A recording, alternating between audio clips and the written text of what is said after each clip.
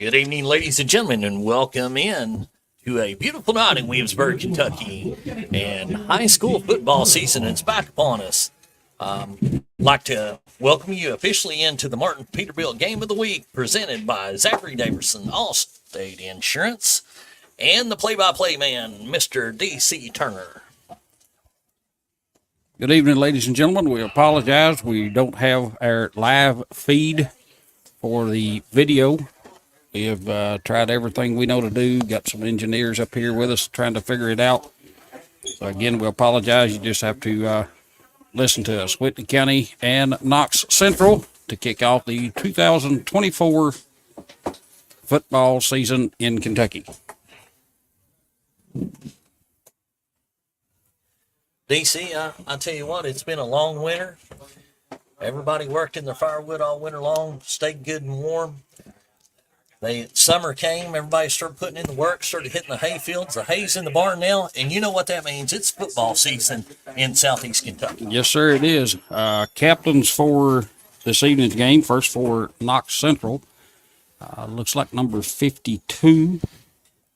Or is that 62? I believe that's 50. 52, and I don't have a 52 on the roster. Number 79 is Harley Farmer, and number 74 is Tayton Brock. Whitley County, number 18, Chris Curitan. Number 66 is Ethan Woods. Number 25 is Cody Bryant, and number 55 is Chaston Potter. Bishops are meeting with them at midfield, getting ready for the corn toss. You know, Cody Bryant wearing that number 25 this year, I think he's made the transition from center to the backfield. And from what little bit I gather from the preseason, he's really taken a liking to playing that power back. Again, we'll apologize for no video for tonight's game. So we'll do our best to describe the action so you can just kick back in your recliner, listen to it.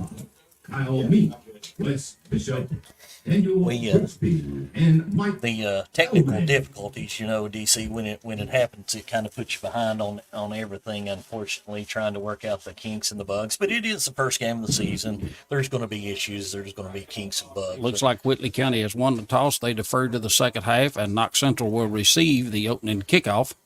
And they will be moving from right to left on your radio dial if you happen to be looking at a radio.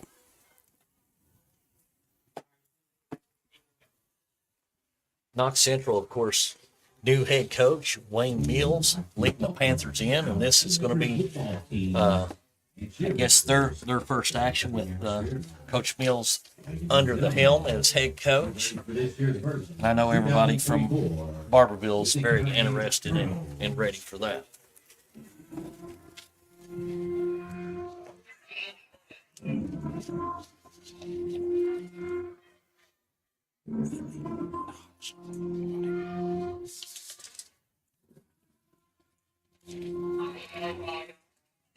No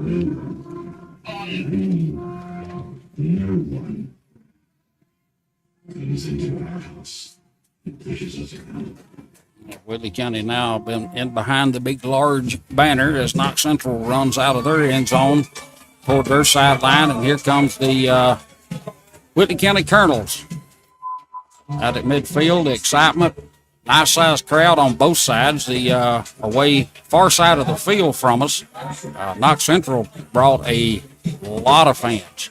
Not that far of a drive, and what would you estimate on the other side? 150, 200 maybe? They definitely brought a pretty good crowd. There's not a whole lot of seating room over there. Not a whole lot of seats left over there, DC. And looking down in front of us, there's not a whole lot of room on the home side. Whitley County is dressed out in red pants, red jerseys, white helmets, white numerals with black trim around them. Knox Central is in white jerseys, blue pants, gold stripe down the side, navy blue numerals, gold trimming, and the patented Knox Central blue helmets with the KC and gold on the sides of it. As quick as the two teams hit the field, we'll put the ball on the tee and we'll have high school football action shortly. I'll tell you what, it's been a long wait, and I know everybody's anxious. I know both these teams are anxious to get at it here, and I'm eager to see. I was watching Whitley County warm up. You got Casey's Facebook page, click. Let's go. Back deep to receive for Knox Central is number 4, Drew Alvarez. And he is flanked by number 23, Nathan Dunn, and number 5, Jonathan Hobbs. Whitley County kickers putting the ball on the tee. Looks like number 27. That's going to be Centers. Officials are in place, waiting for the referee in the white hat to sound the whistle after he's clearing the far side end zone to our right. There's the ready for play whistle, and we're getting ready to get high school football underway. He was kicking it to the 10-yard line yesterday. There's the ball goes in the air. Alvarez has got it at the 13, across the 15, 20. Cuts outside, 25, lowers his head and gets to the 30-yard line. So nice return on the kickoff, and the Panthers will take over 1st and 10 from the 30-yard line. Alvarez really done what he had to find the hole there and find a little clear space there, DC. If he could have got through that tackle, it was a long way. He had a lot of green in front of him.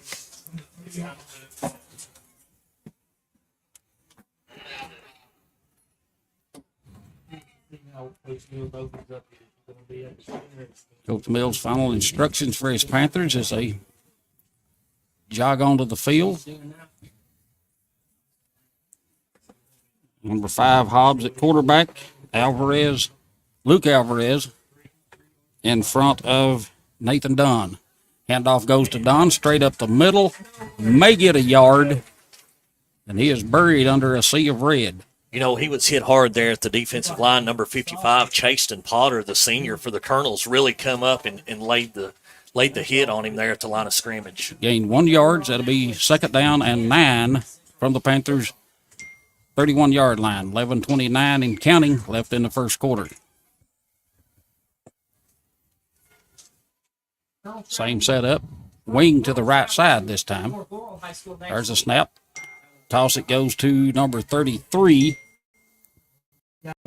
That is Braden Sizemore. He gets out across the 35, lowers his shoulder, gets to about the 30-yard line. Let's see where they mark him. Maybe the 38. Gonna mark him right at the 37. So that's gonna bring up 3rd and 3. He picked up 6 on that play. Yeah, it just looked like the traditional sweep to the right side there, really blocking there, and got a pretty good gain on that, DC. Hobbs brings the Panthers to the line of scrimmage. You got Alvarez in front of Dunn. There's a snap, fumble on the play. Hobbs recovers it, and he is buried right about the line of scrimmage. He picked it up about the 36, squibbled forward. Actually, he lost a yard, so it's going to be 4th and 3 from the 37. Interesting to see what Knox Central will do right here on 4th down to open the game. Will they go for it, DC? I don't see a punter. They're coming out 4th and a long 3. They're going to go for it. They're going to probably try to get Whitley to jump off sides. Wing to the right side, I formation. Whitley's jumping around, but they ain't broke the line. Now they got a timeout. We've got a timeout on the field, Knox Central. 9:50 left to go with the first quarter, and we're still scoreless.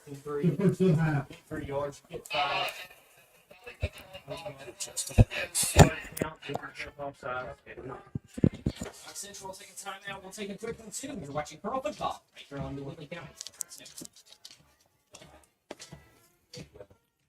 While we're in a timeout, we're trying to get our commercials to play on the computer, but they're not wanting to cooperate with us. We'll just do we'll verbalize our sponsors. L4 Security, Advanced Technologies of Kentucky, WB Transport, Donovan Storm and State Farm Bureau Agent, Martin's Peterbilt, Dixon Law Office, Forts Bank, Baird Blevins Law Office, Bubby's Barbecue, Dust Till Dawn Lawn and Landscaping, Century 21 and Jesse Sizemore, Gondolier Italian Restaurant and Pizza, and they're out of the timeout, so we get back to live action. Do have a punter in the game now. Kentucky Farm Bureau Manager Okay. Donovan Storm offers a full line of insurance products to cover your family and business needs. Kentucky Farm Bureau offers home, auto, life, health, workers' compensation, and business insurance. The friendly staff is ready to assist you with any of your questions at 528-2030. 40-30 inside the 30-yard line all the way down to the 26. So a nice punt return there by Parker. I tell you, number 21, D. Parker, he's one of the returners from last year that was a leader last year, and I anticipate that he's really going to be seeing a lot of touches this year too, DC. It'll be first down and 10 from the Knox Central 26-yard line. Like Ethan Allen is in at quarterback to start it off. We're going to send one wide receiver wide to the right, slot back to the right, single back formation with Parker in the backfield. Goes in motion. Parker gets it straight up the middle, gets inside the 25, down to about the 24. So he picked up 2. That'll be second down and 8 from the Panther 24-yard line. Panther defensive line really got a little bit of a stand there. Whitley County come out and thought, they would try it right up the middle off the bat. And the defensive line really standing strong here. It almost looked like that was a double wing formation with Bryant to one side. Let's see what we got. Yes, it is a double wing. Got Aaron Rowe to the left, Bryant to the right. Parker dots the backside of the formation. Here's a handoff to Parker up off the right side. Gets inside the 20 and down to about the 16, maybe even the 15. Let's see where they're going to mark this one. It's going to be a first down, I think. Yep. Got down to the 16-yard line, so a first down for the Colonels.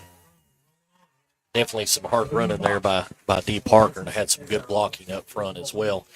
That formation, DC, is that what you call a modified wing T? No, that's a double wing they were running out of on that play. A double wing. That double wing brought the left halfback in motion, and he wheeled around behind the tailback and was one of the blocks on the other side. Same formation, wide to the left this time with Allen. Here's a handoff to Parker, and he is drilled in the backfield, and he's going to lose probably about 4. Yeah, number 1 for Knox Central really coming up there and making a great tackle on the play. We've got a flag on the play, appears. Let's see what we got here.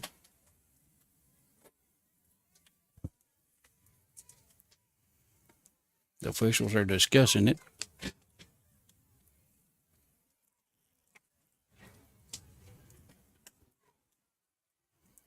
See what the referee turns around and gives us for the signal here.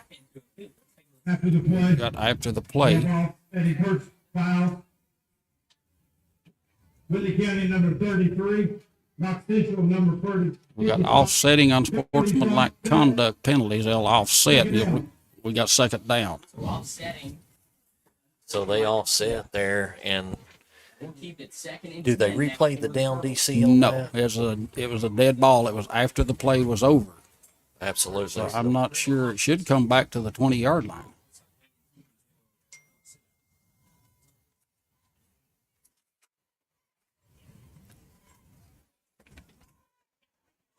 Yeah, there we go. 21-yard line. So he lost 5 on that line play. up on the So it's going to be second down and 15. Double wing formation again. 1-yard line. Allen under center. Toss left side. Bryant outside. Here comes a flag flying in as he is downed at the 26. Let's see what the Yeah, I flag believe is going to be. They're going to wave it off. It was a fumble. He recovered. No, Knox Central recovered it. Yeah, he kind of bobbled it on the pitch, I believe, DC, Okay. and Knox Central fell on it pretty quick there. I didn't see the fumble, so apparently the official grabbed for his bean bag and grabbed the wrong bag. It happens. It happens sometimes. It happens. Been on the field with a striped shirt on. So Knox Central would take over on their own 26, just over the 25, just shy of the 26. We'll call it the 26 for mathematical purposes. 8:06 left to go in the first quarter. We're still scoreless. Shotgun formation, single back. Handed it off in there to Sizemore, and he is met quickly. And he's going to lose some yards there. They're going to mark him at the 21, so he's going to lose 5. It'll be second down and 15. And number 55, Jason Potter, really coming up into the backfield, and I mean he was almost there at the handoff time, and he laid the hit on the running back there. Yeah, he done a swim over inside move, and he got there about the time the ball got handed off. Jason's really showing his athletic ability here early for the Colonels. Shotgun formation for the Panthers again. Hobbs at quarterback, flanked to his left this time by Sizemore.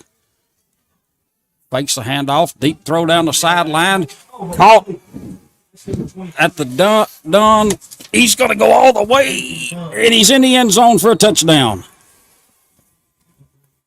Marked that one up for 79 yards.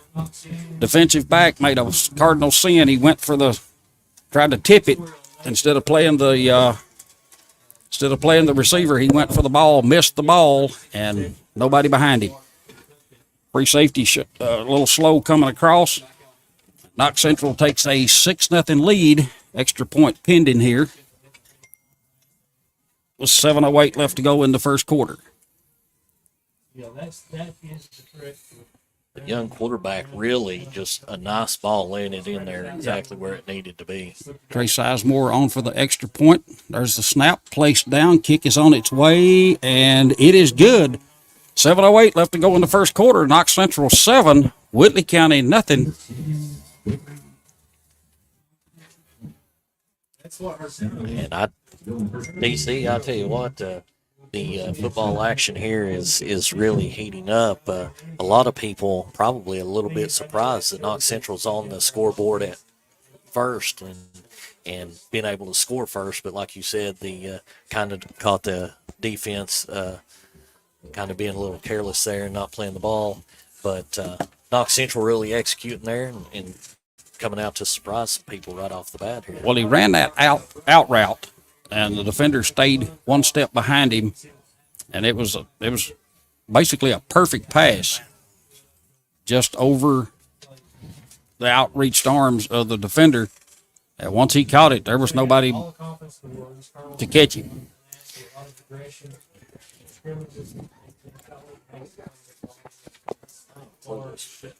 Knox Central has 2 number 10s. I hope I didn't just mess that one up. I didn't realize they had 2 number 10s on their roster.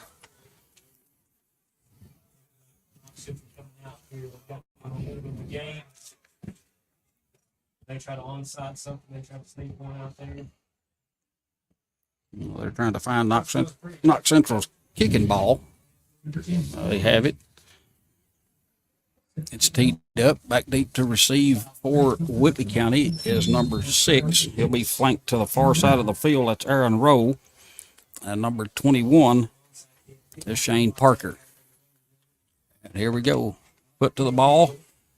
Kick. It's going to be Parker from the 18, across the 20, out across the 30, gets a block, across the 40, hits to the sideline, 45, and out right in front of us at the 47-yard line. So that's where Whitley County would take over 1st and 10 from their own 47-yard line.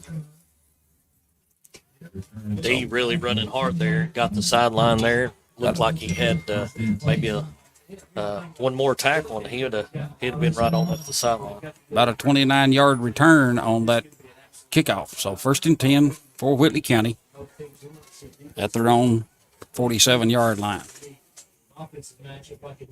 Allen in at quarterback.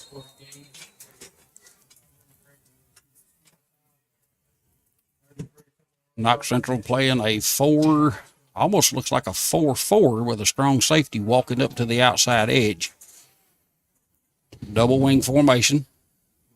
And in motion, handoff to Parker, gets across midfield, and that's as far as he's going to get. Stood up right at midfield, so he's going to gain 3. He'll be second down and 7 for the Colonels.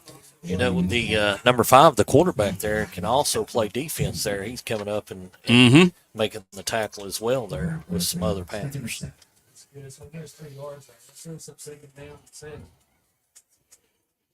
Subbing in for Whitley County, Michael Cup, and Sharp comes out. Allen brings the Colonels to the line of scrimmage. Still in that double wing formation, double tat.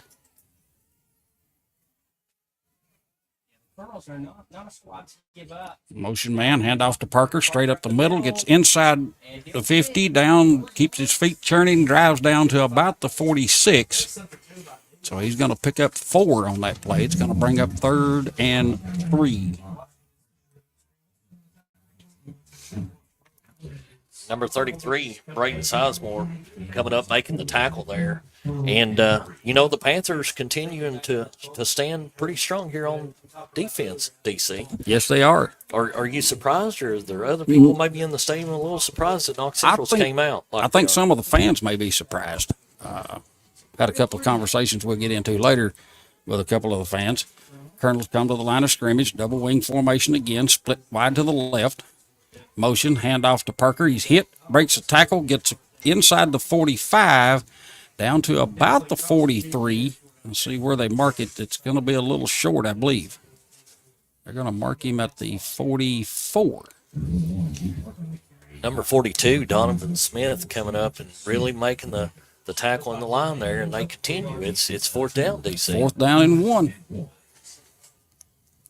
From the 44-yard line, Knox Central's 44-yard line. They need a yard. I actually thought he got to the 43, but the angle we got, he got stood up first contact. Here we go again. Wishbone formation, wide to the right this time. Man in motion. Handoff in there, it goes to Kobe Bryant. He drives down to the 42, and I think it's going to be enough inside the 43. I think they got to mark him at the 42, and that's going to be enough for the first down.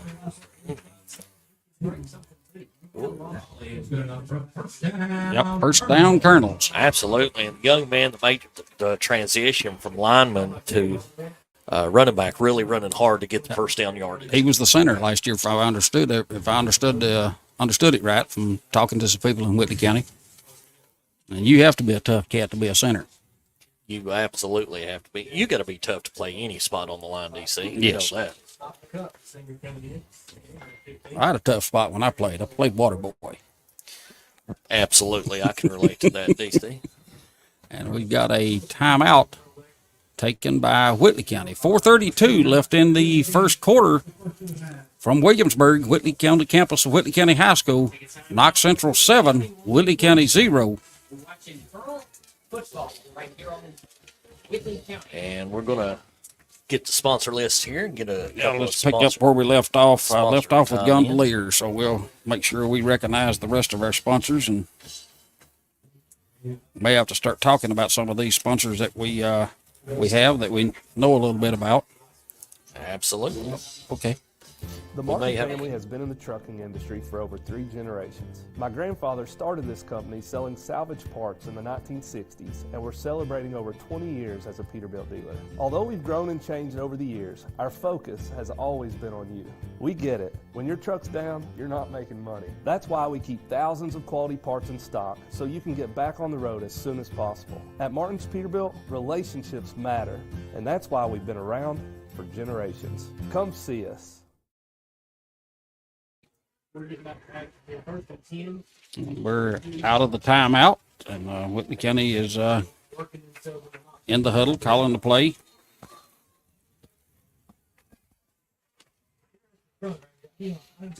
Split wide to the right. Double wing, actually it's a wing right this time. Back to pass goes Allen. Wings it out. Caught by number 24.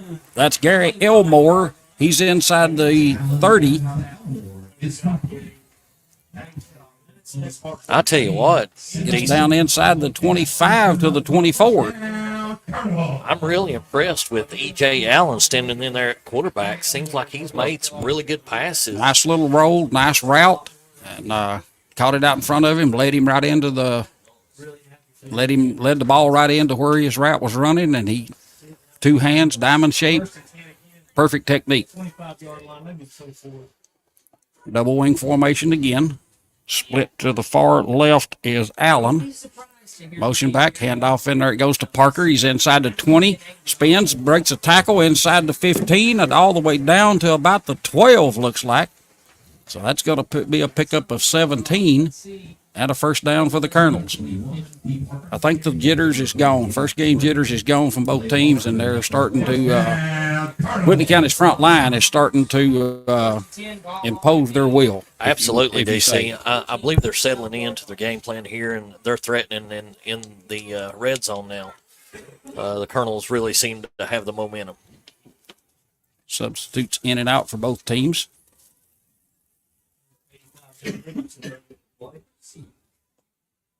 Double tight, double wing formation. Here's the snap, handoff to Parker inside the 10, still on his feet. Gets down to about the 6, looks like. So that'll be a pickup of 6. Let's see where they're going to mark it at. They're going to mark it at the 6, so that's going to bring up second down and 4. Offensive line really laying some good blocks in there, opening up some holes for D. Parker and the other backs. Yeah, he hit that split between the guard and the tackle, and he hit it in a hurry, and the linebacker, inside linebacker, couldn't shift out to get him. Double wing, double tight again. Parker, single back, motion to the left, hand off to Parker, off the left side, inside the 5, inside the 1. Did he get there? Yes, he did. Touchdown, Whitley County. And again, the offensive line, credit the offensive line, number 55, big Chase and Potter in there at left guard, really. And then I believe they pulled a lineman from the other side, and they really opened up the hole for D to walk right in the big number 77 took his guy all the way to the end zone. Absolutely. And we've got number 27, that's Jacob Centers, on for the extra point attempt. Here's the snap, spot, kick is on its way, and right down Main Street it went, and we're tied. 2:32 left to go in the first quarter. Whitley County 7, Knox Central 7.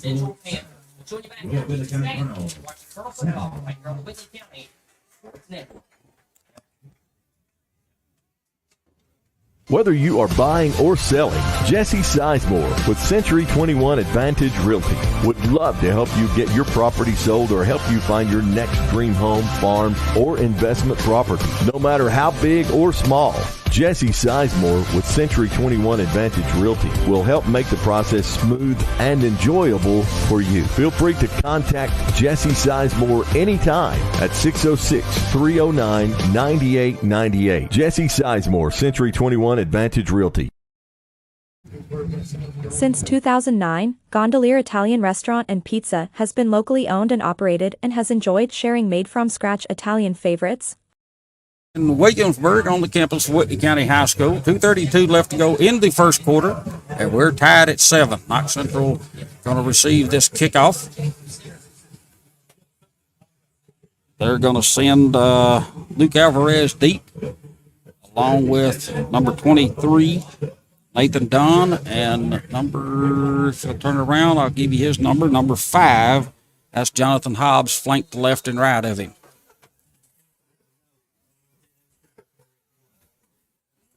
Centers ready to put the boot to it. Approaches the ball, and here's the kick. High, end over end. Coming down to Dunn at the 15. Out across the 20. Heads off to the right side, and he is wrapped up quickly at the 20-yard line by number 32, I believe it was. Actually, I believe it was number 25. 25 got him? Yeah. I believe that's the gentleman we was just talking to, making the transition from backfield. He's also making the plays on special teams as well. Mr. Bryant, showing he's ready to play. Good smooth game. One penalty, as far as I can remember, a offset early in the game. So a little excitement. The officials got control of the excitement. Now everybody's settling down, and we're smash mouth football. Hobbs brings the Panthers to the line of scrimmage. You got Sizemore off to his right. Toss. Sizemore, right side, 15, 20. Dives forward to about the 25. I thought I seen the ball come loose. It did, but it went out of bounds. So it'll be second down and 4. I got to mark him right at the 25. Actually, that drive started on the 19. Number 18, Christopher Curitan, coming up, making the stop there. If not for Curitan being there, he may have still been going down the sideline. Yes. On the 25-yard line, Knox Central as the clock runs down. We got a minute and 50 seconds left. 1:50 left to go in the first quarter. Hobbs has the Panthers to the line of scrimmage. Here's the fake handoff. He's going to keep it, and 55 has got him swallowed up. And they're going to lose some yards on that one, all the way back to about the 21, maybe the 22. Excuse me. Once again, Jason Potter, man, just coming through that line into the backfield like a man on a mission for the Colonels. They spotted the ball at the 20, we'll call it the 22. Official scoreboard has it at the 21, so third down and 8 for the Panthers. Does not look like a freshman. Now the Panthers is going in a 22 set, 2 wide each direction. Hobbs in the backfield. There's a snap. Straight back. Screen pass. Right side. Done. And he goes a little bit of nowhere. I think he's going to lose yardage on that one if he got back to the line of scrimmage. Number 21, D. Parker, playing that corner over there, comes up and absolutely just drops him as soon as he catches the pass, and it's going to be fourth down, DC. Yeah, fourth down and 8. They didn't, they about a half a yard maybe, almost to the 22, so call it fourth and 8 for paperwork purposes. And D. Parker's going to come back to receive this potential punt. I won't call it a punt because you never know with Wayne Mills. You know, you never know with Wayne Mills and with D. Parker being back deep in this field position. This is dangerous here as the first quarter winds down. First quarter is winding down, and somebody, I think, just took a timeout. Wow. Well, the play clock was down to 2, and they wasn't even set at the line yet. So, okay. So Knox Central takes a timeout to save the 5 yards. 8.6 seconds left to go here in the first quarter. We're still knotted at 7. This play right here coming up after the timeout, DC. This could be a momentum changer going into the second quarter, and it could go either way. You know, if Coach Wayne Mills and the Panthers was to pull out some type of fourth down play to advance for the first down, or on the flip side of that, if they kick it away, you've got the return man, number 21, D. Parker, you know, that is just unbelievable on his feet with his speed, and he can break one at any time, but definitely in this field position, the momentum could go either way right here. It's almost going to be a coaching and playing battle right here on this next play. Yeah, this is a chess match for sure between Coach Reimer and Coach Mills. The only problem I've got with kicking it to Parker, you're one missed tackle away from Whitley County putting 6 on the board. Absolutely. They have to stay in their lanes and make sure that everything is ready to go. We're back ready for live action. There's a snap. Puts the foot to it, straight up in the air. Lands about the 38 and goes straight out of bounds at the 38. So a 16-yard punt on that one. That's one way of guaranteeing Parker don't score. Exactly, and, you know, you was just talking about whether you would or wouldn't kick it to him. I mean, you know, it's a little shorter field position and stuff there, but you still don't give him the opportunity to take it to the house there. Right. as the Whitley County offense comes back on the field. They're going to spot it on the Panther 38-yard line, 1st and 10. We got 0.8 of a second left to go here in the first quarter.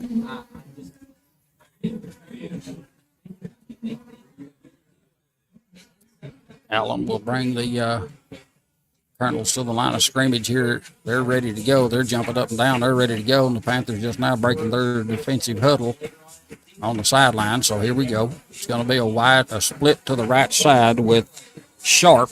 It's coming wide right, double wing formation. Tight end to the left. Motion man. Toss. Number 24, Elmore, gets inside the 35 down to the 34, but a flag on the play. I think this one's going to come back. Here comes another flag from the back judge. So interesting to see what the second flag's going to be, DC. Okay, yeah, they're discussing the second flag right now. So get just a second here till we figure this one out. It was a holding penalty to start with, so that's going to be. Since 2009, Gondolier Italian Restaurant and Pizza has been locally owned and operated and has enjoyed sharing made-from-scratch Italian favorites, oven-fresh pizza, and sweet desserts for the London and surrounding communities. We use only the freshest ingredients and offer something for everyone's taste with a vast selection of pizza, pasta, burgers, wings, sandwiches, and lots more. And you can't forget those made-from-scratch cakes. Whether you're one of our beloved regulars stopping by for the usual, or enjoying our unbeatable happy hour for the first time, we're here to help you feel like part of the family. So come visit us right off exit 41 in London, Kentucky.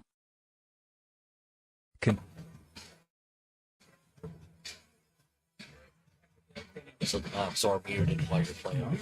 Kentucky Farm Bureau Manager Donovan Storm offers a full line of insurance products to cover your family and business needs. Kentucky Farm Bureau offers home, auto, life, health, workers' compensation, and business insurance. The friendly staff is ready to assist you with any of your questions at 5. Whitley, number 53, is accepted 15 yards from the end of the run. End of the quarter. Okay, we're back at Colonel Field, or Colonel Stadium, I should say, on the campus of Whitley County High School. We just got an explanation from the official. There was 2 penalties on the play. There was a holding penalty that got declined, and there was a blindside block, which is a 15-yarder from the end of the play on a blindside block. So that's going to move the Colonels all the way back to the 49-yard line. Now, on that blindside block, DC, does that count if... That's a live ball penalty. That's a live ball penalty. Yeah, we'll okay, repeat. That's what I was asking.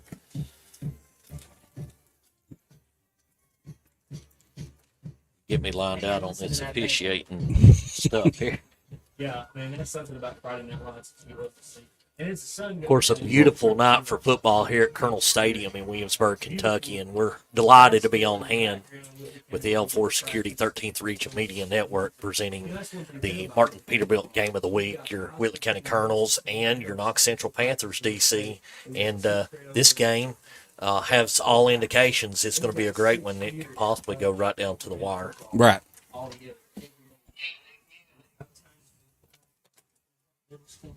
Getting after it together. I mean, Yeah, it's the other day. Not plugged in. We're on battery. It's not like we're putting a 7th grader on a senior and letting a senior beat on it. It's just, Everything's plugged in. it just, everybody gets incorporated. But I think in the first, it's 7-7 all tied up from Colonel Stadium. Colonel's getting the ball back on the 49-yard line to beat first and 21. Well, back to what you're saying, it is atmosphere. In 7th grade, going to the 7th grade, on the 4th drill. They were great. Everybody's pumped up. The high school are out there cheering them on. It's one of the benefits having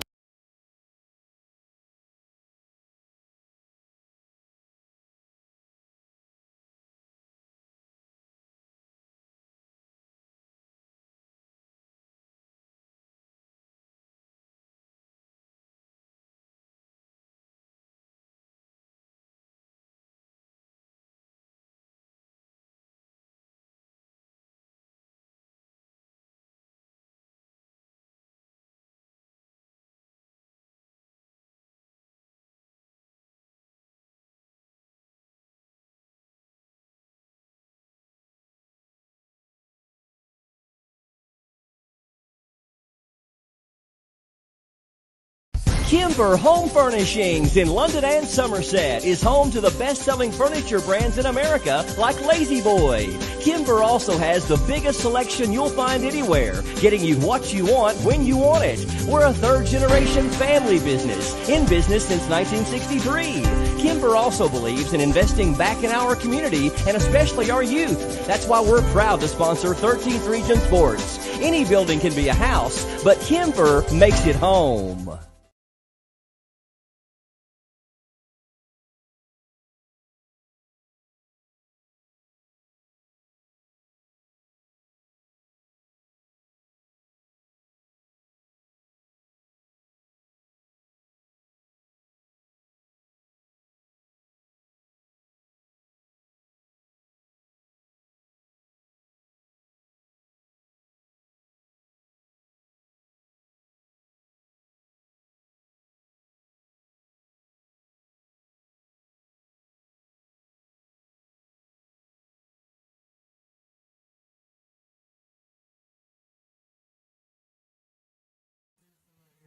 For the Colonels.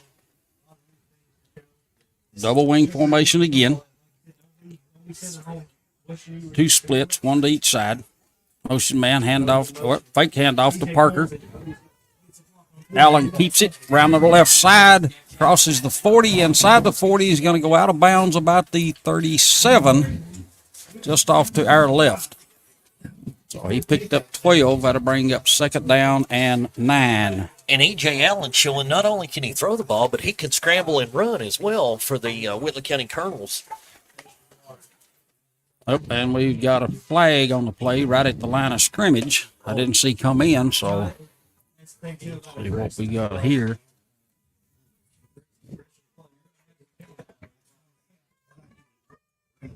But the good news, it's still first down. Looks like it's going to be against the Colonel. Looks like it's going to be a holding penalty. It's going to be a 10-yarder, so that's going to take it all the way inside, all the way back to the Colonel 42-yard line. And unfortunately, penalties can definitely be a momentum changer. This is going to be first and 31. First and 31. Grab your Verizon phone to call this first down. Double wing formations, split, short split to each side. Goes in motion, handoff to Parker right up the middle. Gets across the 45 to about the 47. So he's going to pick up 5 on the play. Well, they're going to mark him at, 47. So it's going to be second down and 26. Now we're looking at second and This isn't for the computer. And Knox Central defense really coming up and being very physical there, number 3 and number 33 both. And, you know, that mirrors Wayne Mills' coaching style, seeing the defense fly around and be aggressive and fly to the ball, as Coach Wayne Mills has always been about his defense being very physical and aggressive. Right, split out, 1 to the right. Allen splits far to the right. Now we have whistles and a timeout, Whitley County. So 10:39 left to go in the second quarter. Knox Central 7, Whitley County 7. We'll be back in just a minute. It's too hot to have. See, this is not. We don't have the power cord to the computer. Kimber Home Furnishings in London and Somerset is home to the best-selling furniture brands in America like Lazy Boy. Kimber also has the biggest selection you'll find anywhere, getting you what you want when you want it. We're a third-generation family business, in business since 1963. Kimber also believes in investing back in our community and especially our youth. That's why we're proud to sponsor 13th Region Sports. Any building can be a house, but Kimber makes it home. Power cord.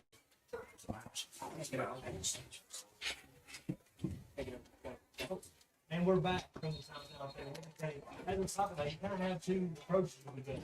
You know, we need to get the first down. It's too hot to have.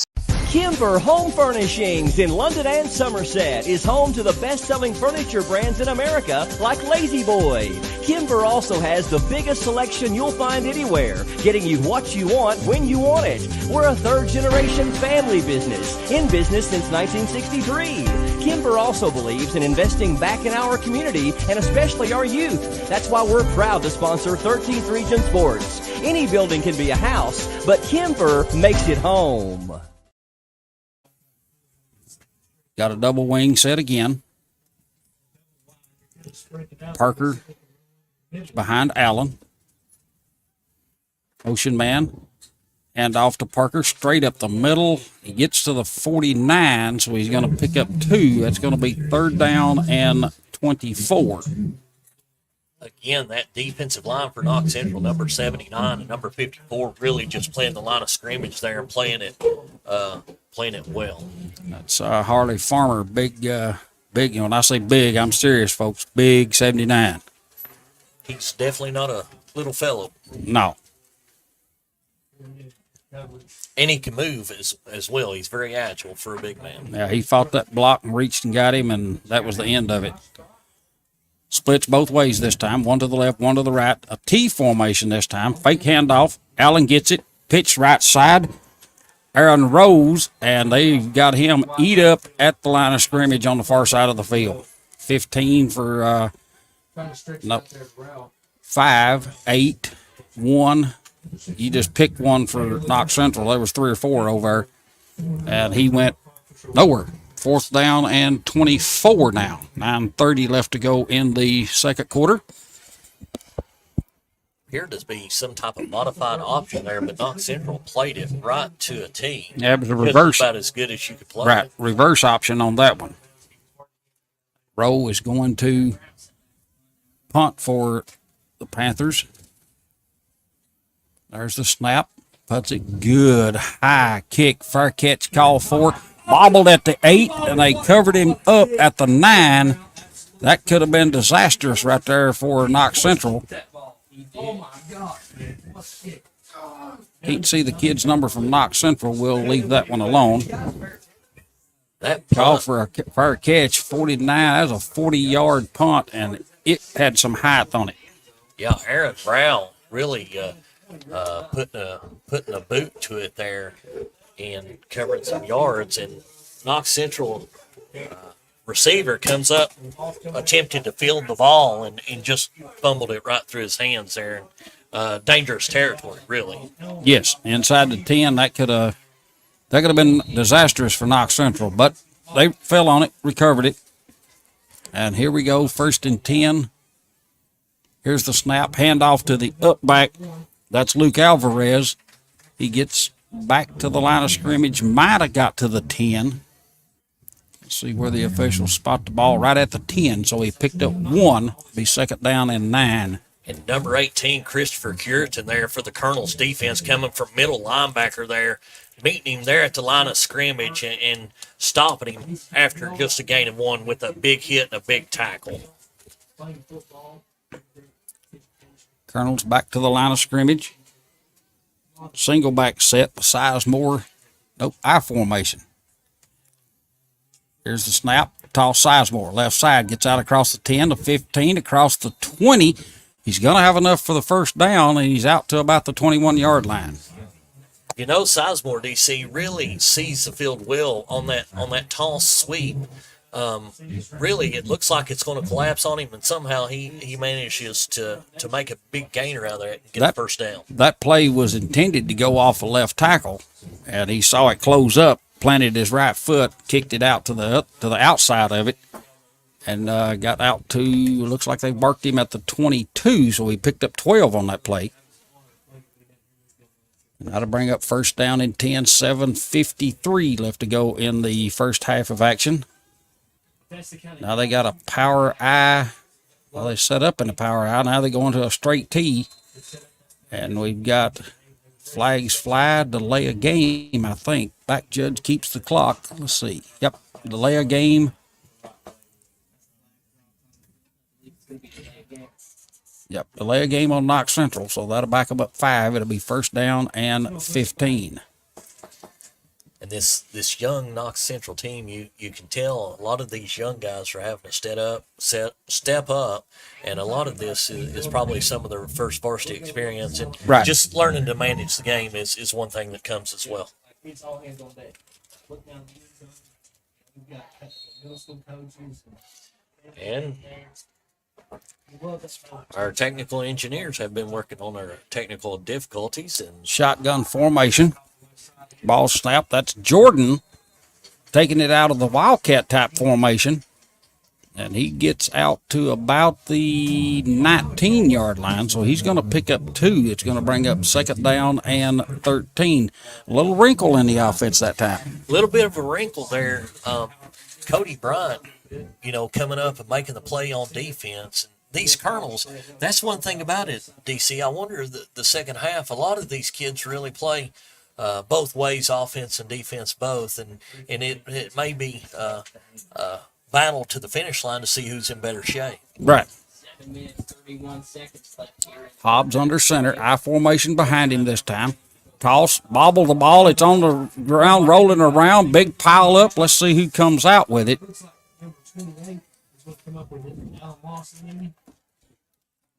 Gonna run the clock. No, it would have been 25. Okay, we've got a player down after that pile up. That ball went to bouncing around like a basketball and got a demolition derby on the far side trying to recover it.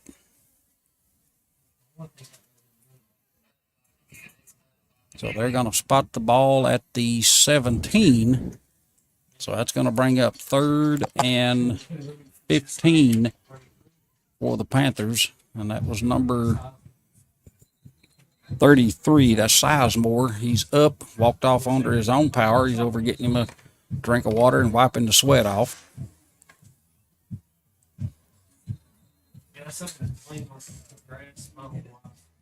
As our technical guru continues to work on our technical difficulties, hopefully by the second half we may have video and audio lined out as well. We apologize for any inconvenience, but just kind of working the bugs out, trying to get everything underway, DC. Okay, we've got a shotgun formation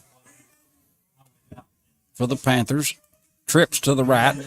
Here's a snap. Allen rolls out to the right, and he is hit and drilled at about the 22-yard line. I beg your pardon, that was Hobbs on the carry, not Allen, Hobbs. And number 6 for the Colonels. Aaron Brown, the one that had the big punt just a while ago, coming up and really laying the hit. So the Panthers will have 4th and 10 with 6:35 left to go in the first half of action. Ball spotted on the 22. D. Parker will be back to receive this punt. He's standing about his own 47-yard line. That's number 10 for the Panthers. Ball snap, whistles is flying. Let's see. On the offense, 5-yard penalty. Delay a game on the Panthers. That's the second one on this drive, Sean. And we go right back to game management, and we talk about flags and how they may change the momentum of a game, and it's done it 2 different ways this half, DC. Yes, sir.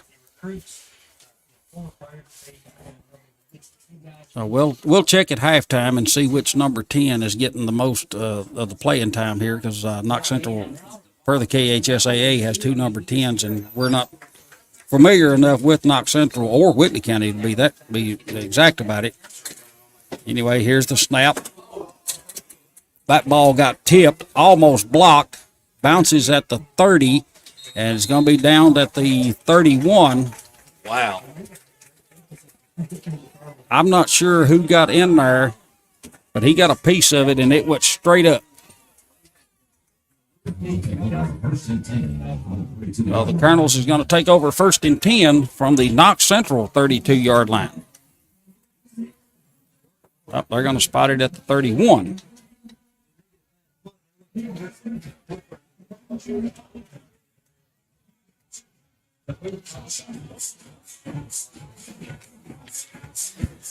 Really a good crowd here. Everybody's excited for high school football to be back underway in DC. I know there's a lot of good action around the area, and we have the Martin Peterbilt's game of the week right here in front of us at Colonel Stadium this evening. Yeah, we had to stand up to check that punt out because they was on this side of the field, and this window not very wide, but huge crowd on both sides. Allen brings them under center, handoff to Parker, off to the left side, gets inside the 30 to about the 27, maybe the 28, maybe the 27. They're going to mark him at the 27. So they're going to give him 4, be second down and 6.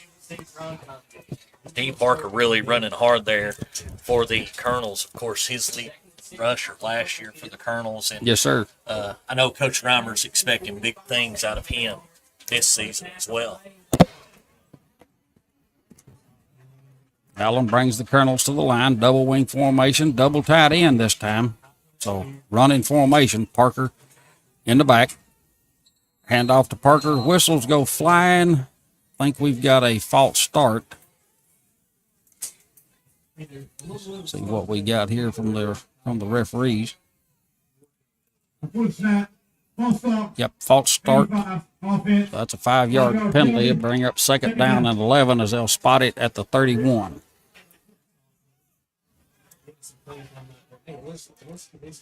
Looked like on that play, before the false start, looked like they were going to run D. Parker off tackle to the right side. Right. I think the right guard decided to get him a little extra step there. That happens to the best of us sometimes. Sometimes we need a little extra step. It just don't go over real well. Colonels come to the line of scrimmage. Allen goes under center. Same formation, double wing, double tight. Parker in the back. Snap, handoff, left side. Parker inside the 20, inside the 15. Heads to the corner of the end zone. Dives inside the pylon. Touchdown, Colonels. Wow, and what an amazing, just athletic play. He refused to go down, DC. He got hit 3 times before he got to the 25 and just flat refused to get tackled. There was not just the second effort, the third effort, but there was almost a fourth effort, maybe even the fifth to dive into the end zone. Yeah, he just did get inside the pylon. Actually, the officials having to chase the pylon down because he rolled it about 3 or 4 yards after he hit him.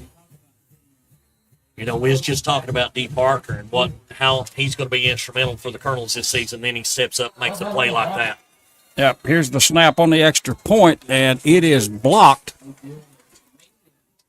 So, with 5:04 left to go in the second quarter, first half action, Whitley County 13, Knox Central 7. That could be a problem at the end of the game if it stays tight like this.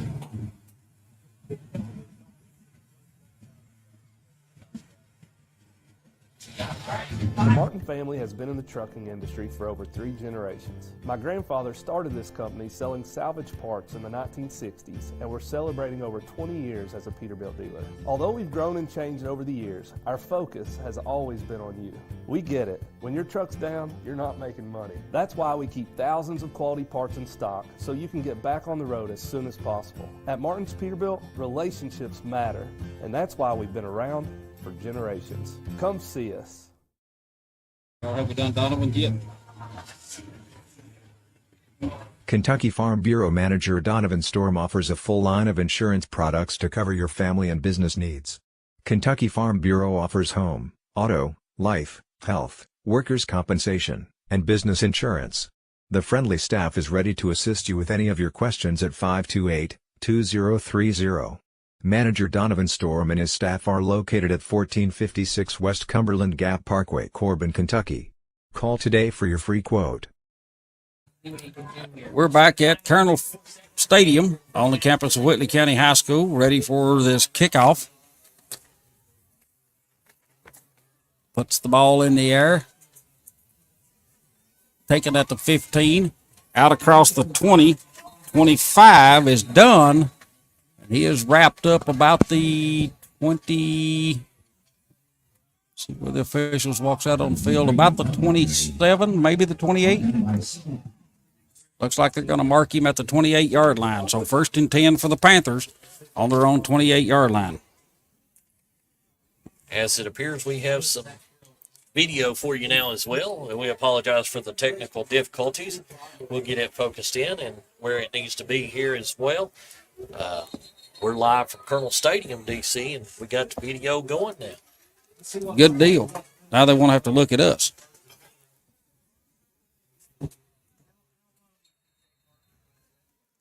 As the Colonels get their defense set, Knox Central comes to the line of scrimmage. Hobbs has them. Sizemore flanked to his left. Here's the snap, draw play, as Hobbs goes right up the middle, gets to about the 29. So he's going to pick up 1, bring down 2nd down and 9. And again, the middle linebacker there, number 18, Christopher Cureton. He's a senior for the Colonels, kind of a leader on defense. He came right and met him at the line of scrimmage again. Christopher really seems to have a knack for the ball and finding the ball, especially when it's in the middle. Very good, very high football IQ, it appears. Don't know the kid at all. Just from his reaction to the play, he's reading the ball, reading the play, reading his keys, and he's been all over it. Here's the snap. Hand off to Sizemore, left side, gets out across the 30 to about the 31. So he's going to pick up 2, and it's going to be 3rd down and 7. Looked like there was a little bit more room to the far side if he'd have kept going out. Yeah, I think it may have been there if he would have tried to go out. And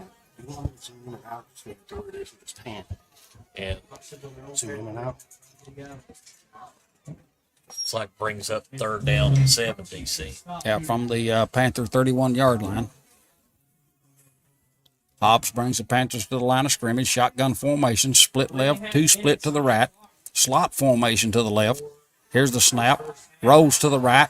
Throws on the run. Did he catch it? He caught it at the 41-yard line. Oh, wow. What a catch, man. And Diving catch on the far sideline, 10 yards on that play, and that's going to give the Panthers a 1st down. And you know the wide receiver there, it made you think that he knew right where the 1st down marker was, right where he needed to be to get the 1st down before he made the catch. Right. Very smart on his part to go get enough, get a little padding past the 1st down mark. So if he has to come back a step or 2, he's still got a good shot at turning and getting the 1st down. Hobbs brings the Panthers to the line of scrimmage again.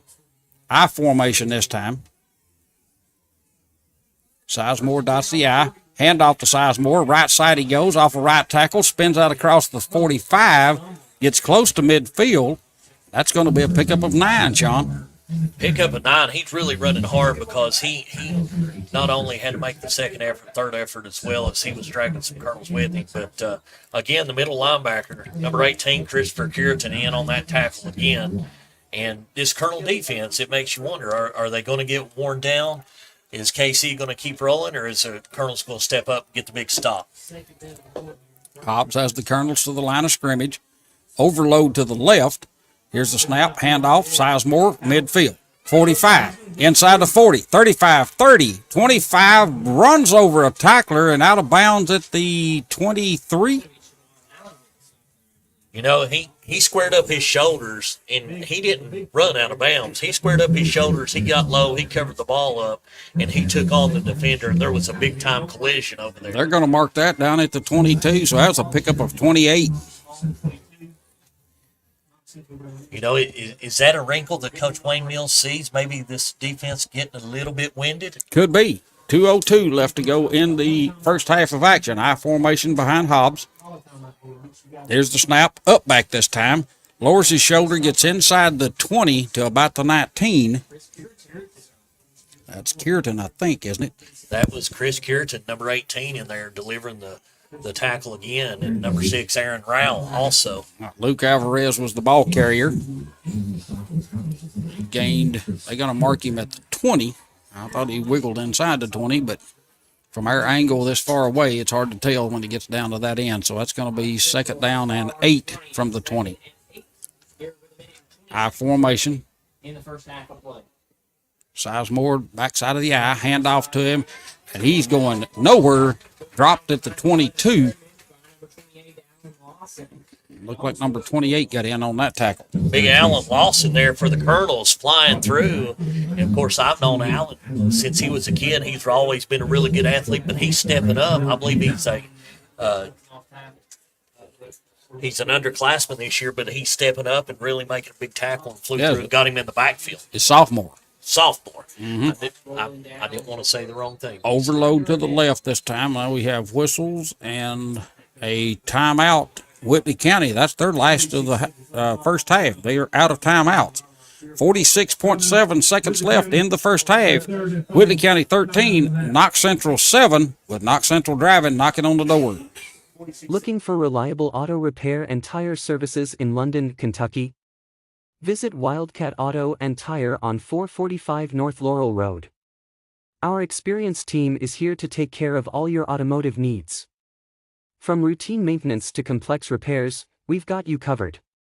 Contact us at 606-878-5758 to schedule an appointment today. Wildcat Auto and Tire, your trusted partner on the road to smooth driving. Visit us or give us a call today.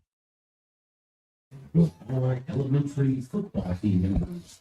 When we go to halftime, we'll go 4 commercials, talk a little bit, go 4 more, talk a little bit, and then play the rest of them. We have to get all of our sponsors in at halftime. 46.7 seconds left here in the first half from Colonel Football Field on the campus of Whitley County High School in Williamsburg, Kentucky.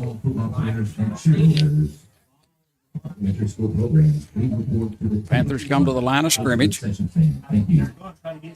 Looks like it may be a shotgun formation in a 21 set. 2 receivers to the left, 1 to the right. Now here comes another receiver, so it's going to be a 22 set.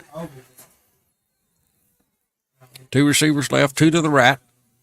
Sizemore flanked to the left side of Hobbs. There's a snap, fumble. Hobbs recovers it, kicks it to the right side. Looking for running room. He's going to have none, and he's going to be dropped at the 26-yard line. And really pursuing him there. D. Parker come up and laid the hit, and also didn't see who the other gentleman was. I think maybe Aaron Rao on that tackle as well. Him and D. Parker really laying the hit on the quarterback. I think it was number 6 for the Colonels. It was in on that. That was Rowe. Aaron Rowe in there. Got a piece of the action. Yeah. Aaron's another one of them kids I've known for a long time and comes from a good family, really hard-nosed kid. So they're going to spot the ball on the 30-yard line, so it's going to be 4th and 13. And we've got a timeout with 1 second left on the clock. Coach Wayne Mills, I can't carry him over. I might as well to use it. That's their final timeout of the half. We'll be back in 30 seconds. It's too hot to have someone you hired quit in the middle of the job just to leave you to do it on your own. With us, that never happens. We will work as long as it takes, no matter how hot or how cold, to get the job done. You work hard all week, so why work even harder on Saturday on your yard? Let us take it off your hands and make your dreams come true. Looking for rock? Wanting mulch? Needing decorative steps? Just desire a fresh cut? We've got you covered. Don't depend on the random guy in your neighborhood with a wheelbarrow to do it right. Call the professionals, the Dusk Till Dawn crew. No yard too big, no job too complex. We do it all and we do it right. Call us today to start your dream project. Dusk Till Dawn Lawn and Landscaping, 606-224-0715. Ask for the owner, Josh Maxey. Rollout, throw back wide side, caught and dropped at the 5, and that's going to end the first half. They picked up 20 yards on the play, but that's going to end the first half of action. And as we go to halftime, Whitley County 13, Knox Central 7. We'll be back in just a second, or a few seconds, with our halftime.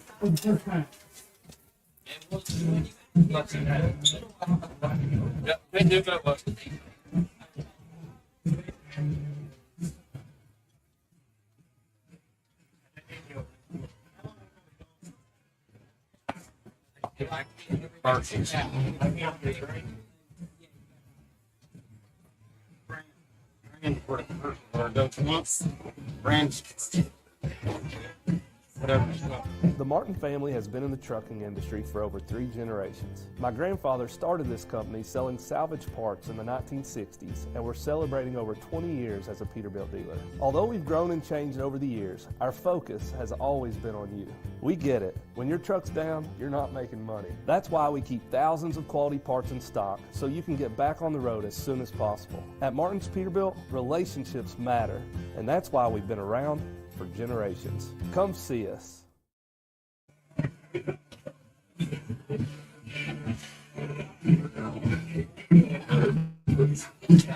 Whether you are buying or selling, Jesse Sizemore with Century 21 Advantage Realty would love to help you get your property sold or help you find your next dream home, farm, or investment property. No matter how big or small, Jesse Sizemore with Century 21 Advantage Realty will help make the process smooth and enjoyable for you. Feel free to contact Jesse Sizemore anytime at 606-309-9898. Jesse Sizemore, Century 21 Advantage Realty.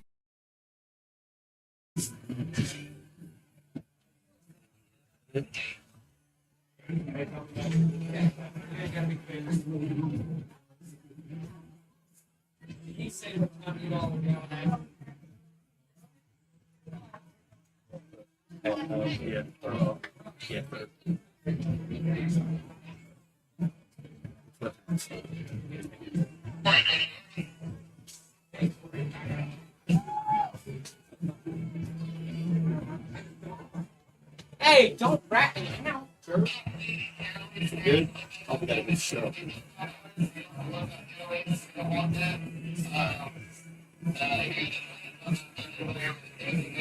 I did it, boy, but I did.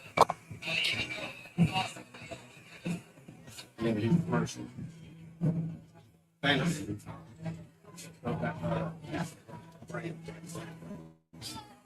Brand and commercials. Kentucky Farm Bureau Manager Donovan Storm offers a full line of insurance products to cover your family and business needs. Kentucky Farm Bureau offers home, auto, life, health, workers' compensation, and business insurance. The friendly staff is ready to assist you with any of your questions at 528-2030. Manager Donovan Storm and his staff are located at 1456 West Cumberland Gap Parkway, Corbin, Kentucky. Call today for your free quote. Direct your attention at the end zone, over where the concession stand is. Looking for reliable auto repair and tire services in London, Kentucky? Visit Wildcat Auto and Tire on 445 North Laurel Road. Our experienced team is here to take care of all your automotive needs. From routine maintenance to complex repairs, we've got you covered. Contact us at 606-878-5758 to schedule an appointment today. Wildcat. It's too hot to have someone you hired quit in the middle of the job just to leave you to do it on your own. With us, that never happens. We will work as long as it takes, no matter how hot or how cold, to get the job done. You work hard all week, so why work even harder on Saturday on your yard? Let us take it off your hands and make your dreams come true. Looking for rock? Wanting mulch? Needing decorative steps? Just desire a fresh cut? We've got you covered. Don't depend on the random guy in your neighborhood with a wheelbarrow to do it right. Call the professionals, the Dusk Till Dawn crew. No yard too big, no job too complex. We do it all and we do it right. Call us today to start your dream project. Dusk Till Dawn Lawn and Landscaping. 606-224-0715. Ask for the owner, Josh Maxey.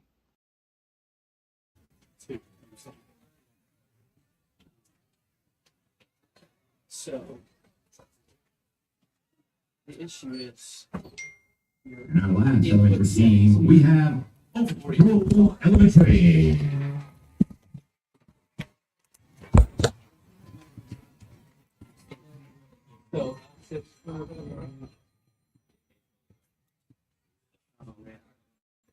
The Martin family has been in the trucking industry for over 3 generations. My grandfather started this company selling salvage parts in the 1960s, and we're celebrating over 20 years as a Peterbilt dealer. Although we've grown and changed over the years, our focus has always been on you. We get it. When your truck's down, you're not making money. That's why we keep thousands of quality parts in stock so you can get back on the road as soon as possible. At Martin's Peterbilt, relationships matter, and that's why we've been around for generations. Come see us.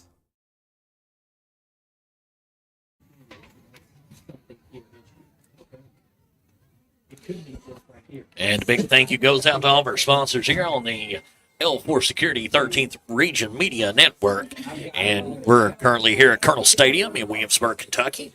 The Whitley County Colonels and the Knox Central Panthers are the game of the week by Martin's Peterbilt in London, and presented by Zachary Davidson, Allstate Insurance Agent. And the Colonels have came out and basically, it's been a kind of a battle back and forth as the Colonels are leading 13-7 at the half as the Little Leaguers come out on the field here.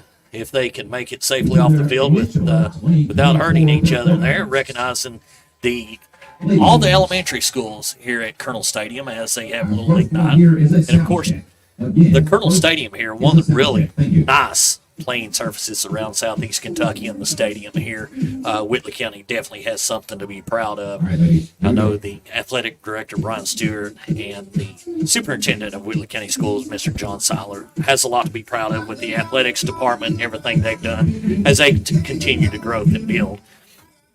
As the dance team performs in here at halftime, we got about 8 minutes left in the half, and we'll get some sponsor time in, and we'll be right back in just a couple of minutes, right here on the 13th Region Media Network.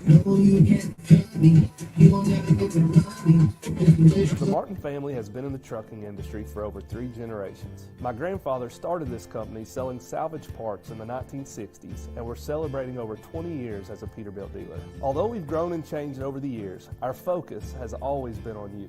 We get it. When your truck's down, you're not making money. That's why we keep thousands of quality parts in stock so you can get back on the road as soon as possible. At Martin's Peterbilt, relationships matter, and that's why we've been around for generations. Come see us.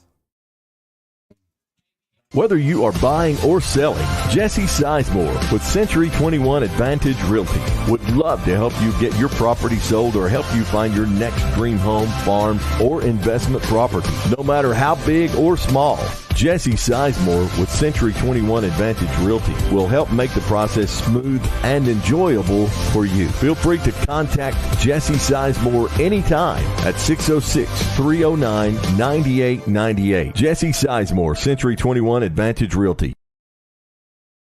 Since 2009, Gondolier Italian Restaurant and Pizza has been locally owned and operated and has enjoyed sharing made-from-scratch Italian favorites, oven-fresh pizza, and sweet desserts for the London and surrounding communities. We use only the freshest ingredients and offer something for everyone's taste with a vast selection of pizza, pasta, burgers, wings, sandwiches, and lots more. And you can't forget those made-from-scratch cakes. Whether you're one of our beloved regulars stopping by for the usual, or enjoying our unbeatable happy hour for the first time, we're here to help you feel like part of the family. So come visit us right off exit 41 in London, Kentucky.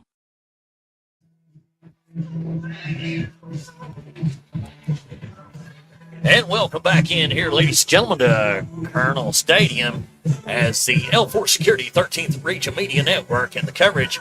DC, the Colonels come out and they trade blows back and forth the first half, but at halftime, the Colonels go in, halftime, 13-7 lead over the Panthers, Knox Central.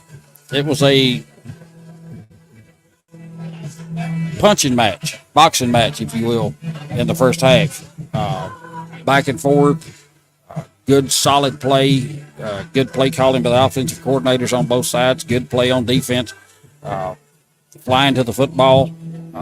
Probably one of the better games I've seen in quite a while, actually, where one person's not making the tackle. There's 3, 4, 5, 6 of them in on it on both sides of the ball. Very good defensive game so far. First game of the season. You expect the offense to be a little slower than the defense. We'll see coming out in the second half. Whitley County will get the ball coming out of the break. But I think the bread and butter for Whitley County coming out in the second half, they have to establish Parker, Moore, and throw a wrinkle in here and a wrinkle in there. On the other side, Knox Central, I think their passing game could play a factor in the second half. I've seen some things during the first half, the one long play down here right off the bat in the first quarter. That's been there 2 or 3 other times. And I'm thinking the offensive coordinator is, well, he's watching the same game we are. I think he may have picked up on that. So I think Knox Central, maybe in the second half, will put it in the air a little bit more. Absolutely. I couldn't agree with you more. Really been impressed by this Knox Central team. I think, based on a lot of preseason talk and this, that, and the other, having a new coach and whatnot, I would say the Panthers have came out and really surprised some people by staying competitive in this game and going back and forth. It really could have went either way there before the first half ended, but the Panthers kind of lost momentum. Whitley lost momentum. Panthers gained it back. Couple penalties both ways, and it ended up Whitley County coming out on top, before the first half. But on the flip side of that, DC, the Colonels, I'm pretty impressed with their defense in front. They have really come up and laid the hit on some people. In particular, number 55, Chaston Potter. He's a senior. He's really made some big-time tackles early. And Christopher Curitan, middle linebacker for the Colonels, he wears number 18. He's a senior as well. He's really seemed like he's been a leader on defense. And then on the flip side, on the offensive side of the ball, I've been really impressed with E.J. Allen, along with D. Parker, of course, being the leader. E.J. Allen definitely shows he's played quarterback before. Yes, there's no doubt about that. Got a couple of texts while we was on the air in the first half, and we also checked the our media page as well. Some scores from around the region. Jackson County made the hump up to Trimble County, and they're actually ahead of Trimble County 28-6 at halftime. South Laurel is up on McCreary Central. Our last score we had was 27-6 at halftime. Clay County at halftime is leading Pineville 32-6, and Jellicoe in the second quarter is leading Glen Camp 14-8. First quarter action, haven't had an update quite a while from the North Laurel-Bell County game, but in the first quarter, North Laurel was up on Bell County 10-8. Wow, and that's a big one coming from Log Mountain. And, of course, you know as well as I do, until the last horn blows in that fourth quarter, if you're on Log Mountain, you never know what can happen.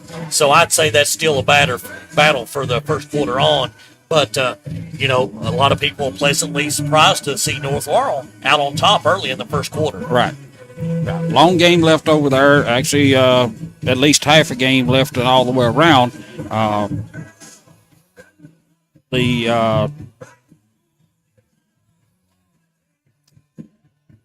We have 2:05 left during halftime here. Whitley County 13, Knox Central 7. We're going to take a commercial break. Be back in a minute or so and get ready for second half action. Since 2009, Gondolier Italian Restaurant and Pizza has been locally owned and operated and has enjoyed sharing made-from-scratch Italian favorites, oven-fresh pizza, and sweet desserts for the London and surrounding communities. We use only the freshest ingredients and offer something for everyone's taste with a vast selection of pizza, pasta, burgers, wings, sandwiches, and lots more. And you can't forget those made-from-scratch cakes. Whether you're one of our beloved regulars stopping by for the usual, or enjoying our unbeatable happy hour for the first time, we're here to help you feel like part of the family. So come visit us right off exit 41 in London, Kentucky.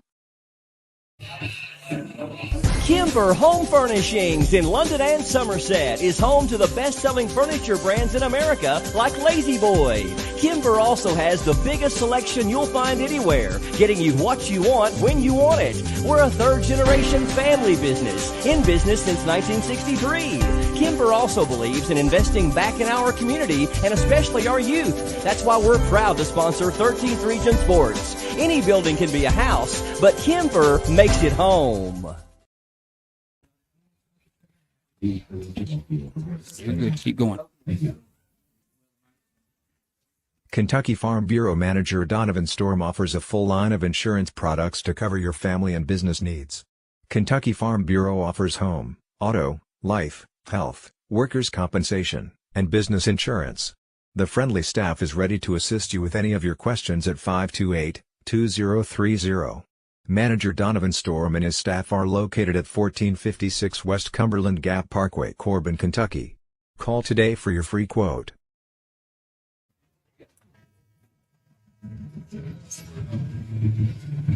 And we're back in here, ladies and gentlemen, at Colonel Stadium with the L4 Security 13th Region Media Network and the Martin's Peterbilt Game of the Week presented by Zachary Davison, Allstate Insurance Agent. DC, it's been a barn burner so far.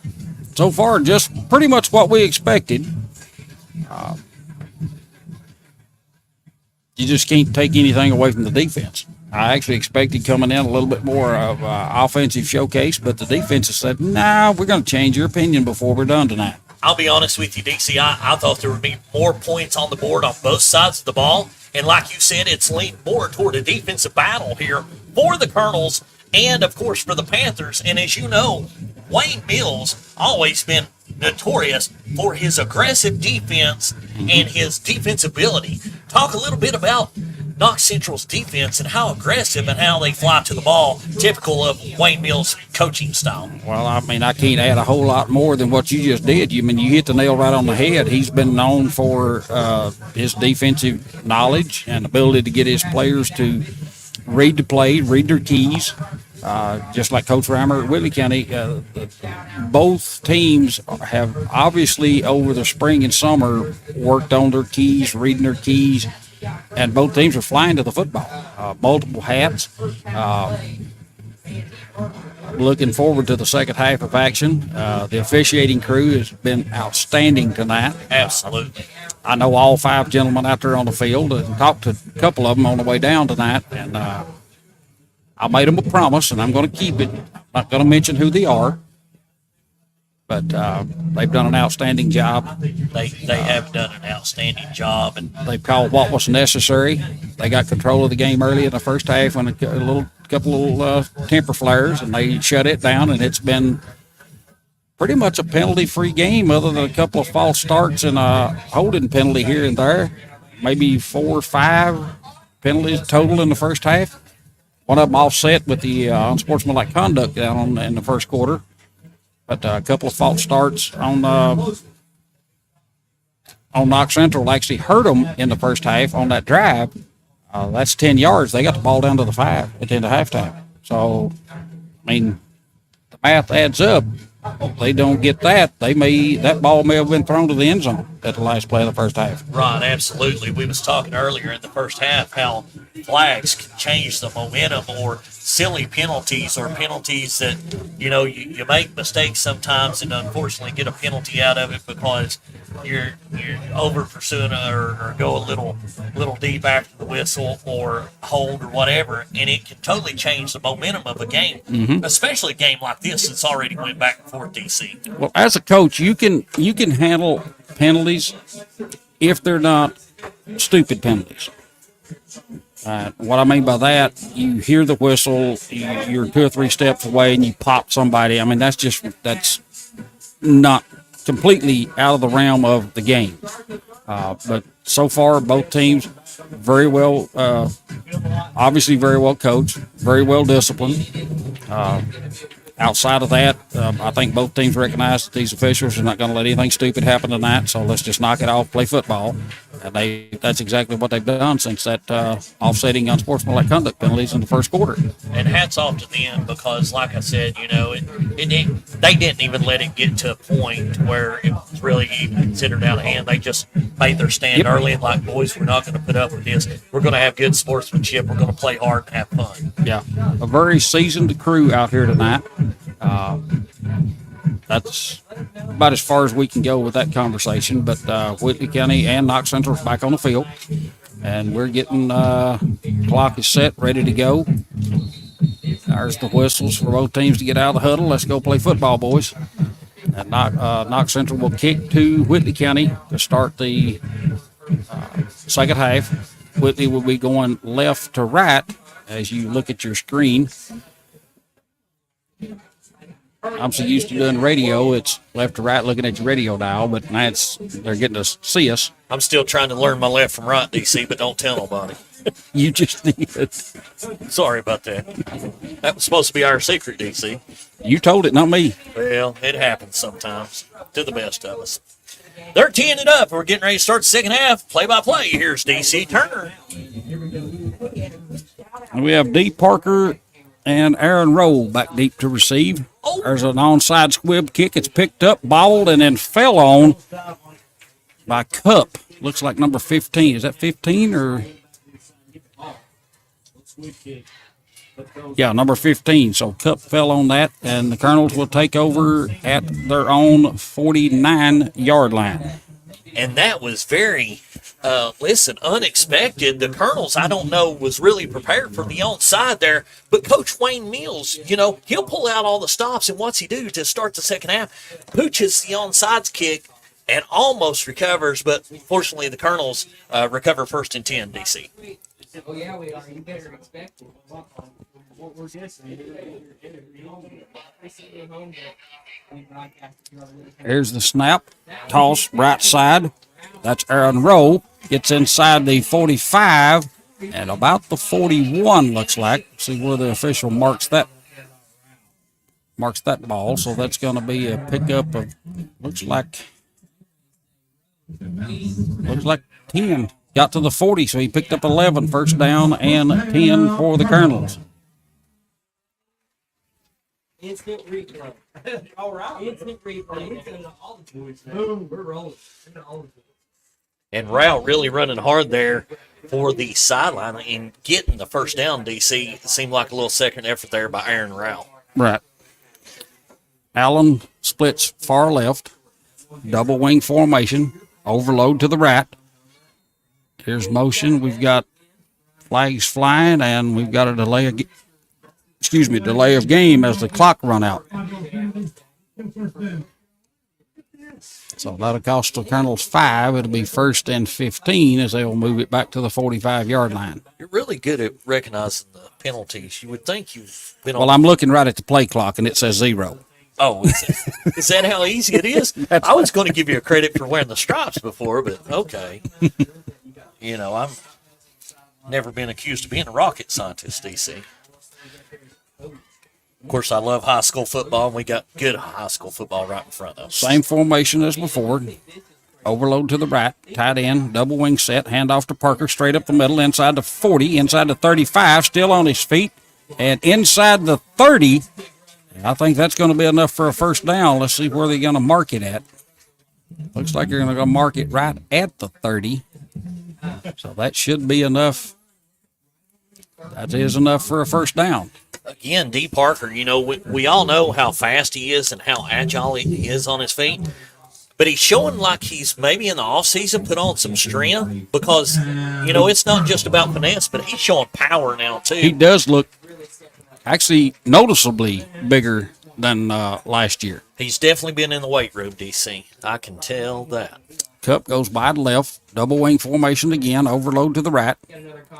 There's a snap, handoff, Parker inside the 30, still on his feet down to about the 25, so he's going to pick up 5. That's going to be second down and 5. Number 1 for the Panthers coming up there making the stop after a gain of a few yards on the play there by Parker. Really smart doctor. Trying to think of the name here to give one of the guys that I've seen working down there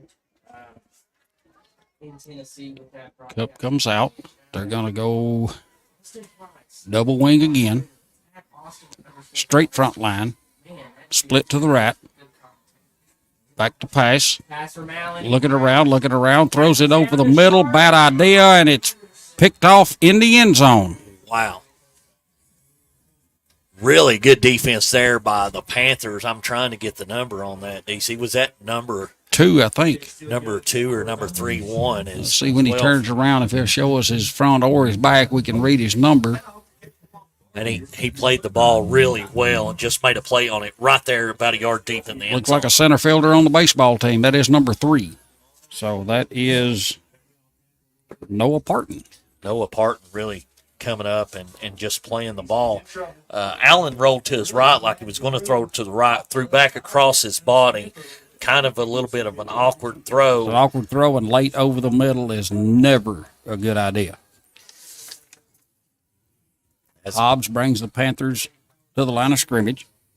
He's got Sizemore offset to his right. Late substitution coming in for the Panthers. They got to let him get started. They're going to be in a 12 set, 2 to the right, 1 to the left. Here's the snap. Handoff. Sizemore, right side. Breaks a tackle, gets out across the 20 to about the 22, looks like. So that's going to pick up 2. Be second down and 8. Number 18 and 55 again. 55, Jason Potter. Number 18, Christopher Curitan. Just leading that Colonel defense and really coming up and making the stop there again. Them two have been in on a lot of tackles, DC. Yeah, had we not had technical difficulty and had everything actually prepared that we would normally have here, I'm thinking you might need a couple extra sheets of paper just to note their tackles. Absolutely, because they've definitely been in on a whole High lot. formation this time. Ball snap, bobbled, and down he goes at the 20-yard line. I think you're going to give him the 20. They got him marked. One's got him at the 20, one's got him at the 18. So let's see where they're going to spot. They're going to spot him at the 18. So he lost 4. It's going to be 3rd and 12. Number 6, Aaron Rowell coming up from the, I guess, outside linebacker spot. Outside linebacker there, and got him in the backfield very quickly through the line of scrimmage, and don't know if he was blocked or not, but he definitely made the play quickly.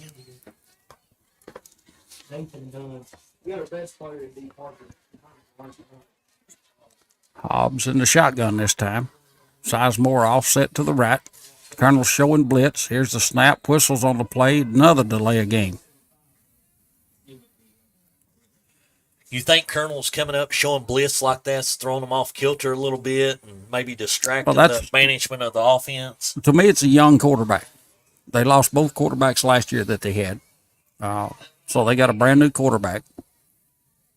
It's just going to take some time to work the wrinkles out to get that play clock in his head where he knows, okay, I got to step it up, and then find where the play clocks is at on the field and take a peek at them. If you need to take a timeout, take it. You got 3.5, use them.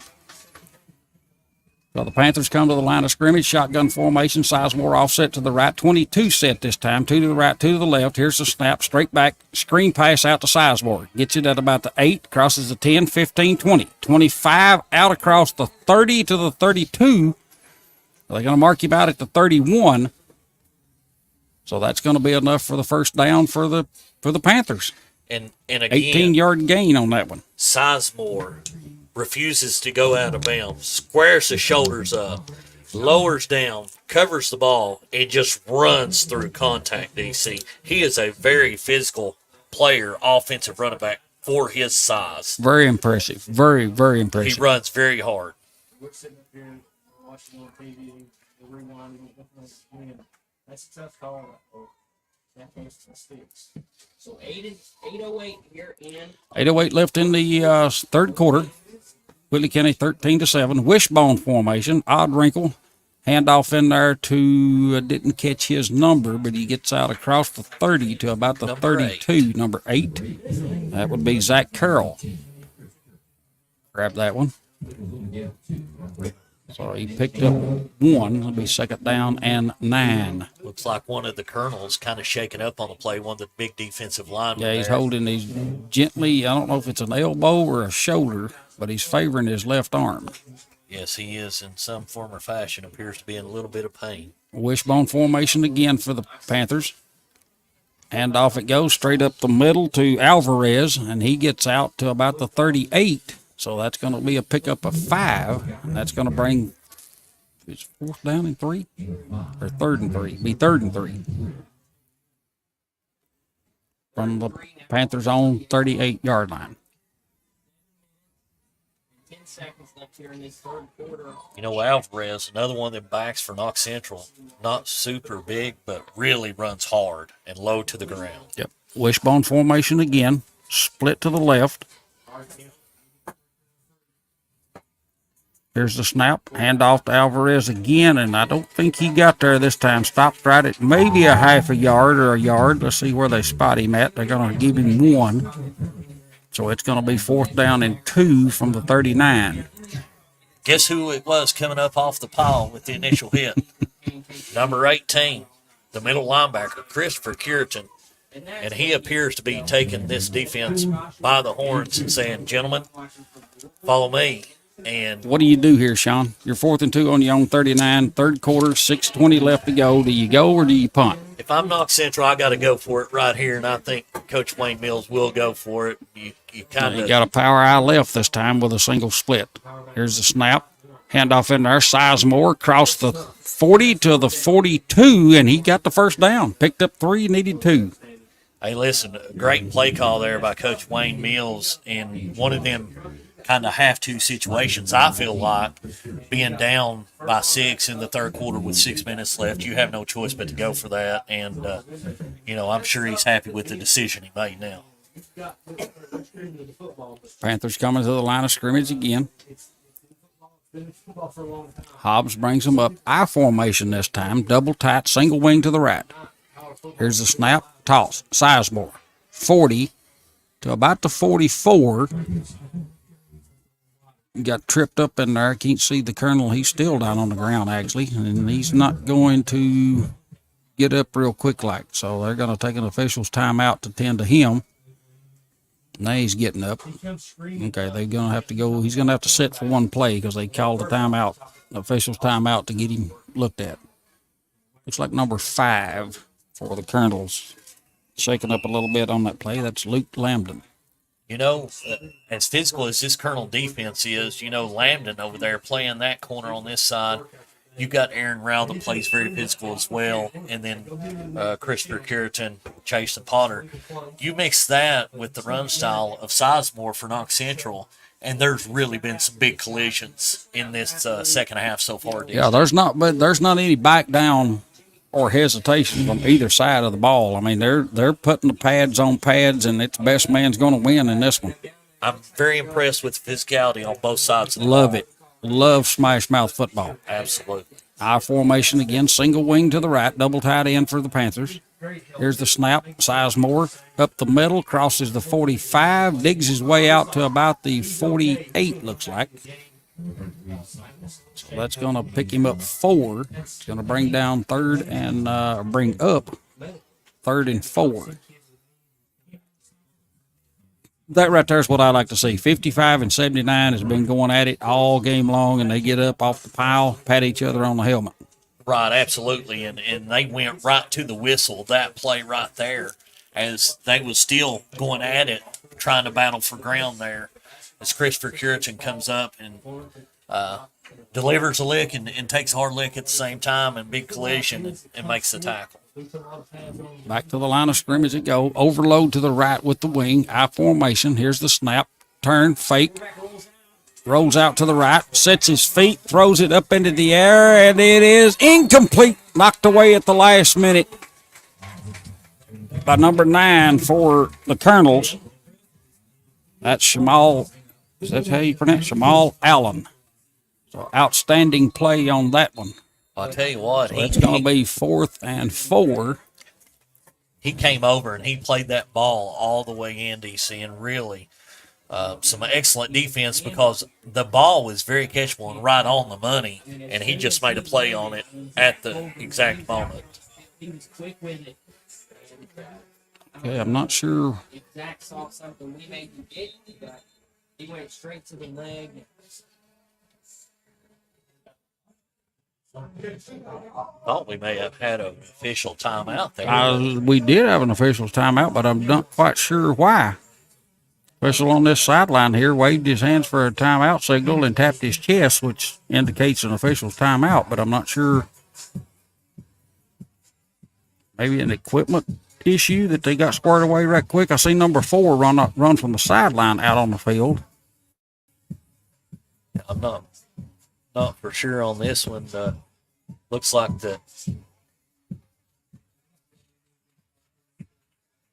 I guess the Colonel defense is back on the field. Here comes. Yeah, 4th down and 4 from the 48. So do we punt or do you go for it here? Looks like Knox Central maybe going to go again. I'm going to have to agree with Coach Wayne Mills on this one. 4:30 left in the third quarter. You got to go for that. Yep, shotgun formation for the Panthers. Sizemore offset, back to pass. Quick it into the ground, short hopped it, and the Colonels are going to take over on downs on the Panthers' 48-yard line. It appeared that the quarterback on that one there maybe rushed Got in a just hurry. a little bit. Yes, sir. Because I don't know that the out would have probably been there, but rushing it, I think he threw the pass into the ground prior to the ball getting to the player there. And, fortunately for Whitley County, it's turnover on downs. And the E.J. Allen comes on the field to take over 1st and 10 for the Colonels. Popping up, baby. Here we go. Rock and roll. Allen brings the Colonels to the line of scrimmage. It's going to be a split to the right. They got a wing left this time. Here's the snap. Handoff straight up the middle. Looks like, was that Cody Bryant? Yeah, big number 25 there running through the middle. His first season as running back seems to be doing a really good job. Got to the 45, so he picked up 3. Be 2nd down and 7. 4:05 left to go in the third quarter. Whitley County 13, Knox Central 7.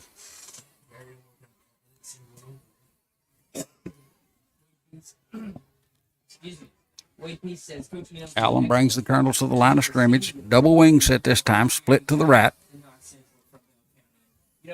Fakes the handoff, option. And they're going to have a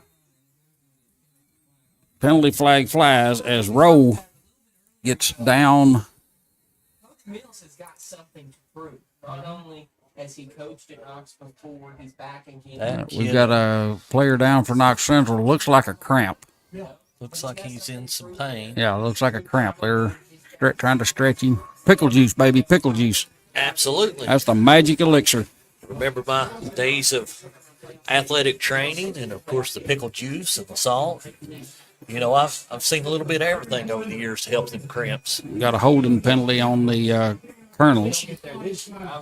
So it's going to be a 10-yard penalty from the spot of the foul. So that's going to move it back to the 49-yard line. It'll be 2nd down and 13.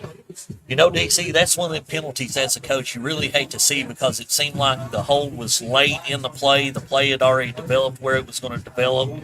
And you hate to see that come in and affect it 10 yards because the Colonels seem to take the momentum back here and now get a flag against the Colonels. Is it going to change the momentum or is the Colonels going to hang in there and just keep moving forward?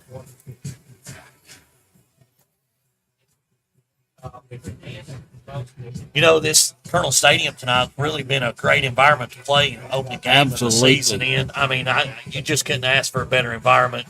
Athletic Director Brian Stewart and all the staff here at Whitley County have done an amazing job on this, not only the facility and the field, but just organizing everything as well. Brian is as good as they get. Met us in the press box, taking care of us quite well. And here we go again, 2nd down and 13. Motion, handoff, Parker, off the left side. Gets down to the 45, so he's going to pick up 6. And that's going to bring up 3rd and 7. Yeah, 3rd down 7. And D, again, running between the tackles, lowering his shoulder, and showing that maybe off-season found strength that he's discovered in the weight room during the off-season. And now it's not only about finesse and speed, but he's demonstrating, that he can be a power back now as two running between the tackles. Right. Double wing again. Handoff. Parker right side this time, and he is met at the line of scrimmage by number 52 for the Panthers, and I don't have a 52 on the roster. I think I've got the same roster you do. I printed it directly from the KHSA 8. And then you told me where to print it from because I printed one from the wrong place. So we're 4th and 7. Now, you're Whitley County's coach. 4th and 7. 2:08 left in the third quarter. You're up 6. You go or stay? I wouldn't necessarily go for it right here, but I'm not in the coaching business, so probably good reason for it. Whitley County's going for it. Split to the right, double wing, and delay a game coming. Oh, wow. That backs the Colonels up. Does that change your mind as a head coach? The decision you want to make now being 4th and long. Went from 4th and 7 to 4th and 12. I would have punted on 4th and 7 because my defense has played outstanding. Right, absolutely. The Colonels' defense has really been playing outstanding, and I'm kind of like UDC. I'm not in the coaching business and for Field good reason. position. But, at the same time, that's why we get paid to do this, and the coaches get paid to do the coaching, right? Yep. Now they're going to punt. Roll. Gets the snap. Puts the foot to it. Good high booming kick. Ladies as smart as, all the way to the end zone. That was a 49-yard, a 50-yard punt officially, net of 30, but he actually kicked that ball 60 yards. He kicked it from the 40. Wow, Aaron Rao really punting the ball well tonight. That was he had the big punt earlier when the Knox Central receiver bobbled it and almost came up and fumbled, and luckily they got on it. But again, Aaron Rao really showing that he can punt as well. Kind of a multi-purpose player, really, number 6, the senior for Whitley County DC. Right. If he could have got that somehow like a golf ball check up and just die down around the 1, it would have been.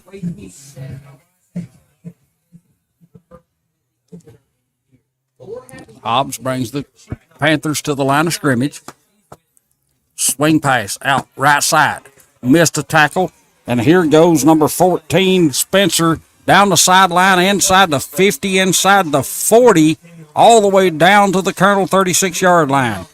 And just when you felt like the Colonels maybe had the momentum, they punted away, and then Knox Central busts the big play with a minute 35 left to play in the third quarter, 13-7, and now your Knox Central Panthers are in striking distance, DC. We got a ball game on our hands, and I'm excited. I've had too much caffeine today, too, of course. That happens sometimes. Not going to mention the company, but that drink there is getting you wound up even tighter. Well, yeah, it's got a little bit of caffeine. But I missed my coffee this morning, so I allowed myself to have a little extra tonight. I formation. Handoff, Sizemore, right side, inside the 35, still on his feet, inside the 30. Flag comes flying from way in the back. He gets inside the 25, but we'll have to wait and see what the flag is. He got down to the 25. There's 2 flags actually over there. Got a Colonel down, it appears, over there. Man. And Whitley County trainers and doctors are getting their steps in tonight. Hopefully that's just a cramp. It looks like it there. Looked like he was really in pain there for a little bit, but them cramps can really be bad. But luckily, thankfully, if that's all it is. Yeah, hats off to the training staff. They here tonight.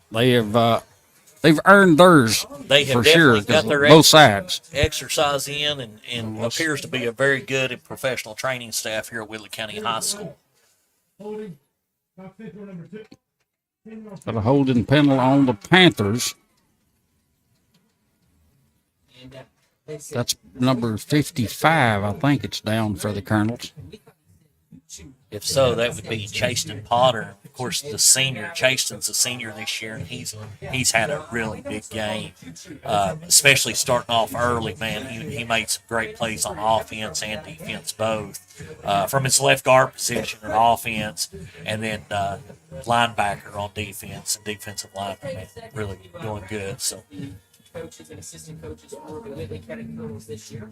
appears that he is getting up, Assistant coach Austin Hall. grabs his helmet, and I know Chasten well enough to know he's a tough young man, and it's going to take more than a cramp to keep him down. Yeah, he's walking off on his own on his own terms, basically, getting him some Gatorade or water. Or...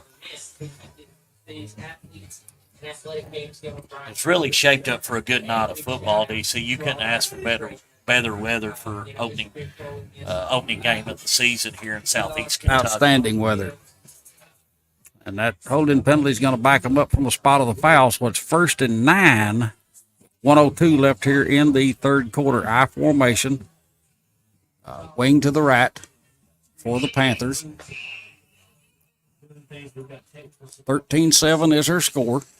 We're winding down the third quarter, which is going to be a fourth quarter for the record for our view.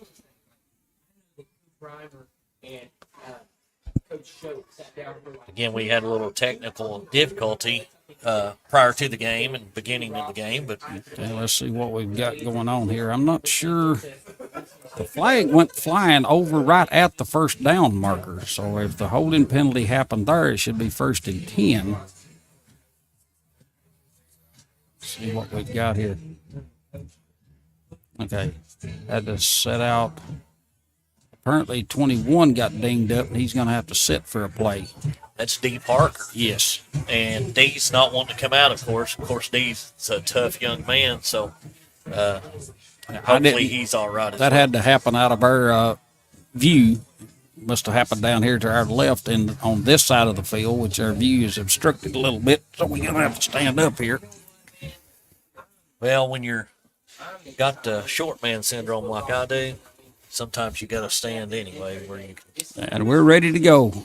Clock is running. We're under a minute. I formation, wing to the right for the Panthers. Here's the snap. Handoff, right side for Alvarez. Gets inside the 35, looks like to about the 33. So he picked up 4. You know, DC, they're pounding that thing right there off tackle and to the right side. It makes you wonder if they may be setting up what we had talked about. They had a successful run with there in the first half. Well, you notice they're going to the right side. Who's normally on their right side at defensive tackle? That would be Chasten Potter, number 55. And he's over here. He's out shaking up right now. Right. Hopefully just cramps. But, yeah, they're trying to exploit that crease in the defense, and that's what good coaches do, DC. Mm-hmm. They find the wrinkles in the defense, and they try to exploit that with their offense. Well, that's going to do it for the third quarter. And your score, Whitley County 13, Knox Central 7. We'll be back after a quick commercial break. Looking for reliable auto repair and tire services in London, Kentucky?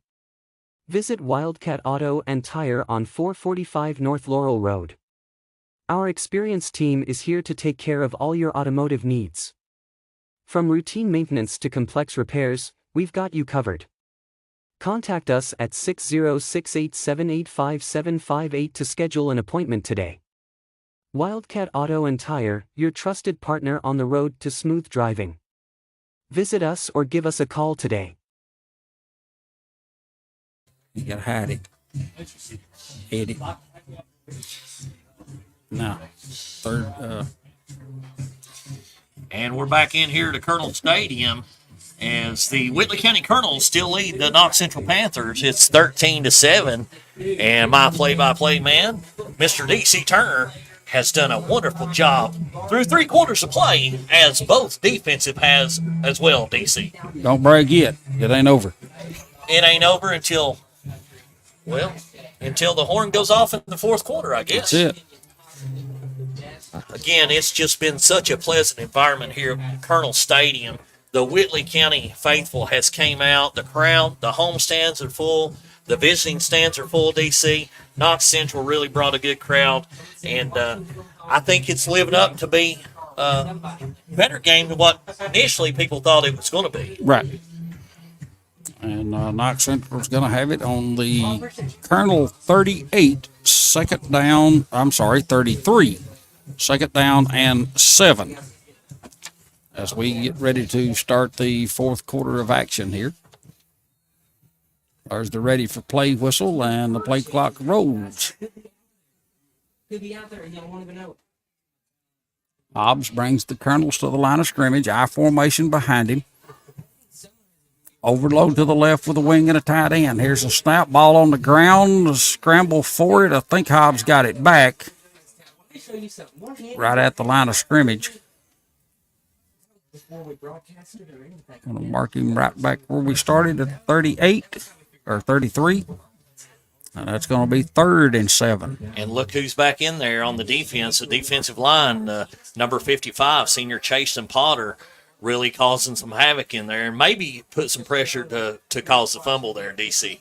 Julia Jones to Colonels. Dick is also a Colonel. Hobbs gets the play from the sideline, relays it to his teammates.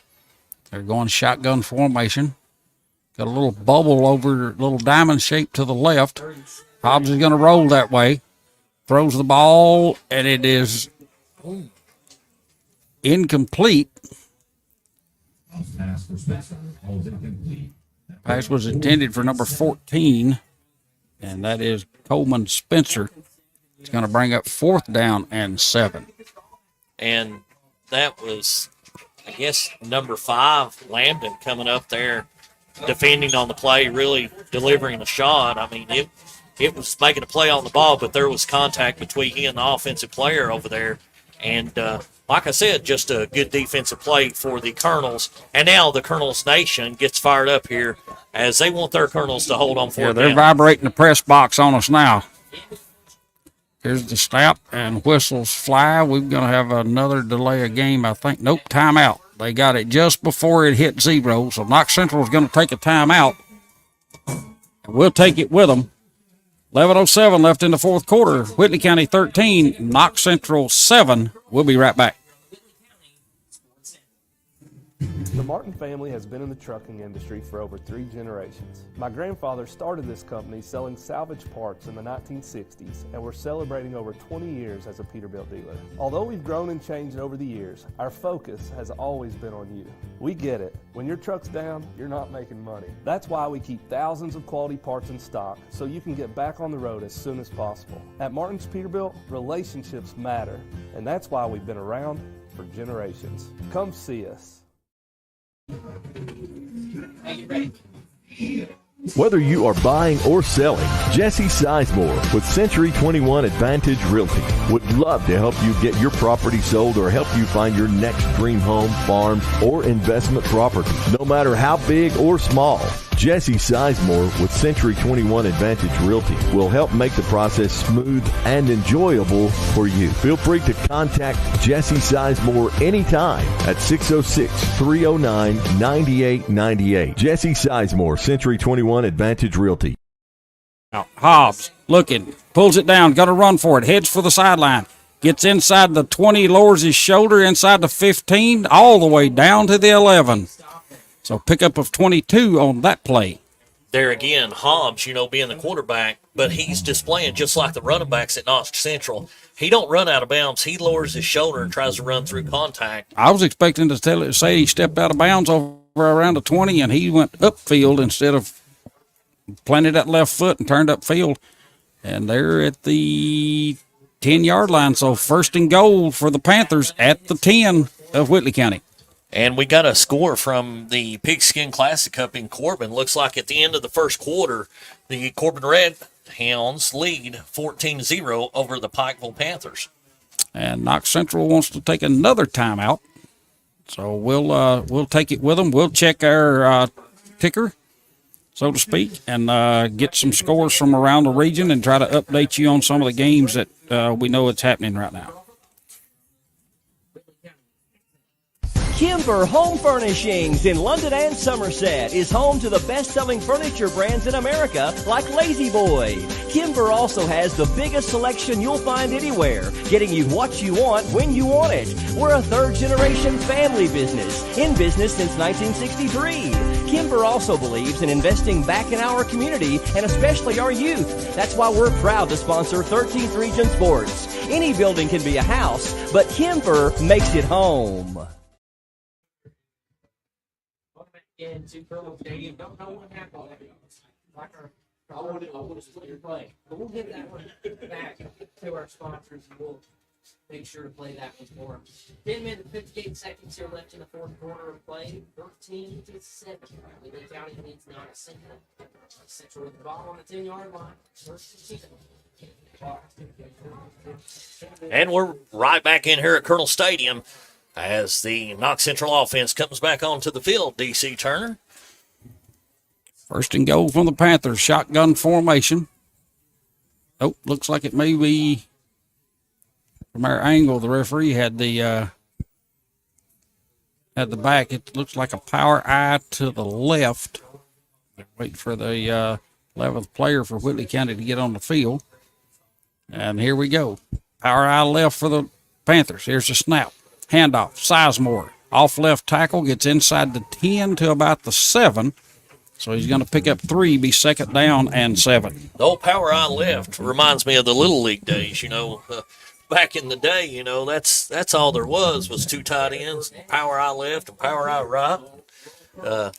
You still see that every once in a while in old school mountain football, but a lot of teams have went to the modern day spread offense. Yes, power eye left again, same formation, single receiver to the left. Again, handoff, Sizemore up the left side, off left guard, left tackle, inside the 5 to about the 4.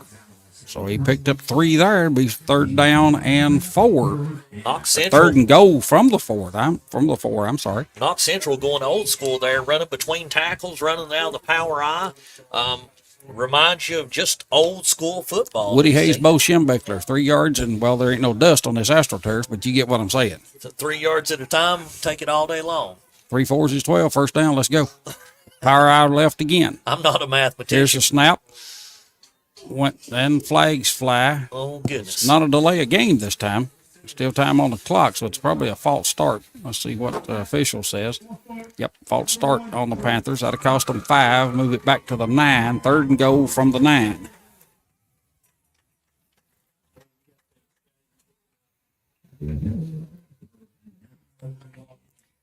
And just as the Panthers get a little momentum, DC, a flag comes in like that, that could be a momentum stopper. But the Panthers really looking to score right here as the Colonel Nation comes alive, want their Colonels to hold on defense.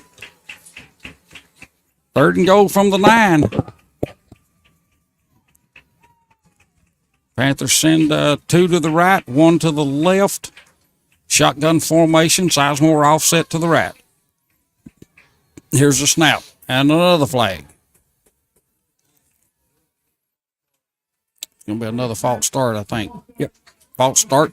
At another 5. It's third and goal from the 14 now. So the Panthers pounded a few times, and they have a couple penalties that seem like start to back them up, and then appeared that they was going to drop back and throw the pass that time, DC. Let's stay on our feet.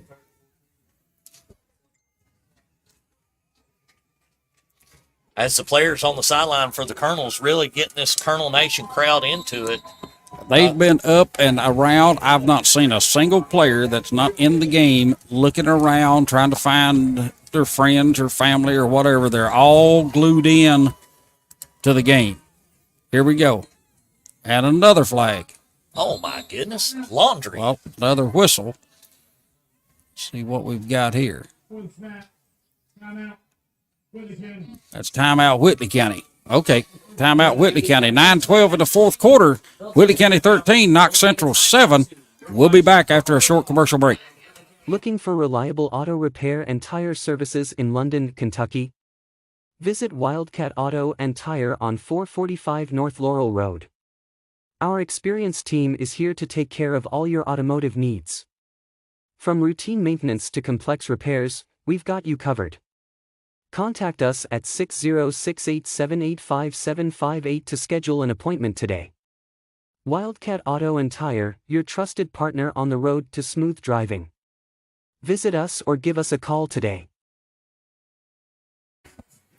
And we're right back in here to the Martin Peterbilt Game of the Week, brought to you by the L4 Security 13th Region Media Network, sponsored by Zach Davidson, Allstate Insurance, DC, and it's been one heck of a night for football here at Colonel Stadium as some of the Colonel's fans up dancing, trying to get their Colonels riled up here on a third down to possibly hold and to keep this Knox Central Panther offense out of the end zone. 3rd and goal from the 14.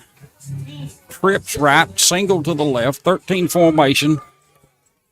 Shotgun formation. Sizemore offsets Hobbs to the right. Here's the snap. Drops, throws, right side, caught. Inside right at the 10. And the ball is caught by number 10. Again, Knox Central has 2 number 10s, so I'm not quite sure which one that is. Oh, that was actually number 9 that caught that ball. So that was Olmstead. Right, number 24 for the Colonels making the tackle, really playing the ball well and just making a good open field tackle as soon as he caught the ball there for the Colonels. That number Olmstead's getting up. He's got a cramp. You can tell by the way he's walking. So it's 4th and goal from the 10. He'll have to go and set a play. Yeah, he's got a cramp. While we're waiting to go back to live action, we've got some updates on our scores, and some of them, to me, is surprising. Absolutely, DC. Some of the teams from around the region and some of these, people thought would be lopsided or the other way around. But first of all, the Jackson County Generals traveling to Trimble County, almost 3 hours away? Right at it. Jackson County 42, Trimble County 6. So that's, I think that one's not over. Right, that one's not over yet, but it's in the 4th quarter. So, right. Hats off to the Generals for making the long run over there. And then, Jackson County may be one of them dark horse teams this season. They may come out and surprise some people. We're back to action now. Action. We'll pick up the rest of the scores that we've had passed along to us here on our next break. We've got 4 to the left, empty backfield, 1 to the right.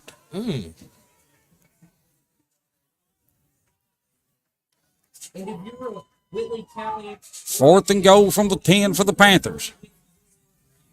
Here's the snap, and we got another false start. Right guard on this side. Right tackle, I'm sorry.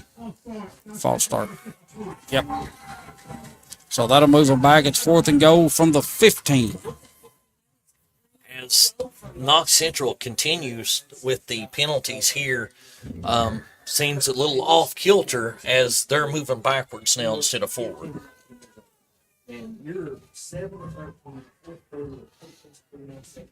So 4th and goal from the 15. 8:45 left to go, 4th quarter. Whitley County 13, Knox Central 7. Hobbs brings the Panthers to the right. Going to have 3 to the right, 2 to the left. Empty backfield. Here's the snap. Couple of stripes. Throws it for the end zone. Incomplete. Flag fly. Pass interference on that play. Laundry in on the field right there. The Colonel really coming up and making a good aggressive defensive play, but got there too early. Looked like he may have got there just a little bit early. And the flag does come out on the play. I didn't get a number who that was defending back there, but looked like a do you call that a fade to the corner kind of DC? Or? No, he actually ran a post route. Ran a post route, okay. He started on the inside.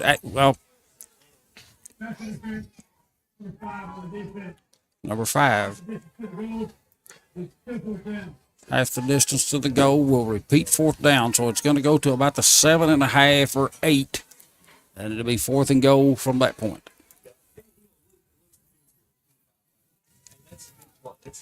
Latest update we have from McCreary County, South Laurel 27, 27-7 in the fourth quarter. North Laurel 17, Bell County 16, 6:06 left in the fourth quarter. Clay County 40, Pineville 14 in the fourth quarter. That North Laurel Bell County score is really, surprising to a lot, I would say. Trips to the right, single to the left, shotgun. Here's the snap. Hobbs rolling to the right, throws it in, pass caught, touchdown, Knox Central. Drew Alvarez caught that one and took it in from about the 3, and we're knotted at 13 pending the extra point. DC, what can you say about this? We said in the first half this could be one of them games that went back and forth and go right to the wire. And here your Knox Central Panthers have tied it up with 8 minutes and 18 seconds left to play in the game. This is what I was pointing out at halftime, or actually in the second quarter, that missed extra point. Absolutely. It's instrumental and it's crucial, and it can come back later in the game and say, wow. But credit to Knox Central Panthers, man. They not giving up. They could have laid down a time or two already, and they managed to punch it in the end zone again. Yep, and they're going to go for the PAT and not the 2-point conversion here. So let's see what we've got here.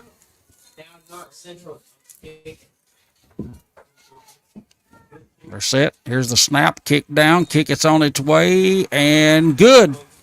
8:18 left to go in the fourth quarter. Knox Central 14, Whitley County 13. We'll be back after a quick commercial break on the L4. It's too hot to have someone you hired quit in the middle of the job just to leave you to do it on your own. With us, that never happens. We will work as long as it takes, no matter how hot or how cold, to get the job done. You work hard all week. So why work even harder on Saturday on your yard?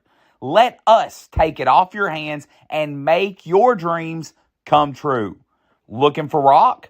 Wanting mulch? Needing decorative steps? Just desire a fresh cut? We've got you covered. Don't depend on the random guy in your neighborhood with a wheelbarrow to do it right. Call the professionals, the Dusk Till Dawn crew. No yard too big, no job too complex. We do it all, and we do it right. Call us today to start your dream project. Dusk Till Dawn Lawn and Landscaping, 606-224-0715. Ask for the owner, Josh Maxey. It's too hot to have someone to go in the ball game, folks. Knox Central 14, Whitley County 13. We're ready for the kickoff. DC, we have a barn burner on our hands, man. There goes the ball in the air. It's going to be taken by number 24 for the Panthers. That's Elmore. Right side he goes, gets out across the 35, and he's going to be shut down at about the 37. So the Colonels will take over 1st and 10 from their own 37-yard line. Really a good gain on the play for Elmore there. He got it about to 15. Elmore shows that he's got a little speed as well, and he's a versatile player for these Whitley County Colonels as well. As your man E.J. Allen comes back on the field for the Colonels. I didn't see if Parker went back out there or not. Let's see if yeah, he's out there. Double wing formation, single receiver to the left, motion. Handoff, Parker, left side, big gaping hole, out across the 45 to about the 48. Well, let's see where they're going to mark him at the 49, and it's going to be a gain of 11 and a first down. The Colonels with a big gain right there, and looks like first down. A little bit of extracurricular activity after the play's over. Everybody just playing hard, having a good time. But, in a situation like this, D. Parker's got to really be smart, continue to just play his game. As the Colonel Nation comes alive, DC. Double wing set this time. Bryant in the backfield. Toss. Parker, left side. Cross midfield. Still on his feet. 45, 40. Inside 35, 30 to the 28-yard line. And D comes up fired up there, DC, after a big run. 21. And he's looking at his Colonel Nation saying, come on, get behind me right here. Number 21, 421. Got 21 yards on that one, down to the 28-yard line of the Panthers. You know, it's almost giving you the impression, D saying, here, let me put Give it me on the my ball. shoulders. Give me the ball. Give me the ball. Parker going to be behind Hobbs. Or, I'm sorry, behind Allen. Wishbone, motion, turn, handoff. Parker inside the 25, inside the 20, inside the 15, down to about the 11, maybe even got to the 10. He did get to the 10. That's going to be first and goal, flag flying, so we may have some extra added on to this one. Oh, goodness. More laundry on the field there is D. Parker really with another extraordinary run, DC. He's really running hard right now. Racked up 18 on that one. Let's see what the flag is going to be. It's going to be added to it. They're going to keep the first down. After the play, unsportsmanlike conduct, number 3 on the watch. Unsportsmanlike conduct on the Panthers. So somebody said something that they probably shouldn't have said. And you know, that's going to move it half the distance. That's going to move it down to the 5. Little penalties like that in a tight game like this can be so instrumental, DC. Either way, it can really hurt you or really help you. You just got to continue to play your game and do what you can to help your team. Yes. First down, Colonel. Allen with the play call from the Whitley sideline. Going to have a single split to the left. Double wing formation again, double tight. Motion, handoff, Parker, 5, end zone, touchdown, Colonels. And D. Parker getting into the end zone. A big push by the offensive line right there, DC, to spring him into the end zone. Tight end on the left side. I didn't pick up what number he was, but he pinned his man inside, got him turned, pushed him inside. Got the little gap there, and Parker found it and shot the hole into the end zone, 5 more yards, so that's 28, 21, 18, 39, 44 yards on Parker alone on that drive. And D. Parker really came alive that drive, and it's almost like he just said with his actions, you know, follow me, gentlemen, put it on my shoulders, give me the ball, let me show you what I can do to lead this Colonel team. That's it. The scoreboard's a little off. It's 19-14. They've already added this extra point when they probably shouldn't. Wishbone formation. They're going for 2 this time. Handoff Parker, left side, end zone. Flag on the play, though. Hold the phones. He got to the end zone, but there's a flag on the play. I think you're going to have a hold on this side. Coach Wells throws his hands out. It's obvious what we're doing. Oh, man, that would have made 7-point lead for Colonels. Coach Reimer not happy about the call. We don't know exactly what it is just yet, but we're about to find out. The referee's going to give us the indication here.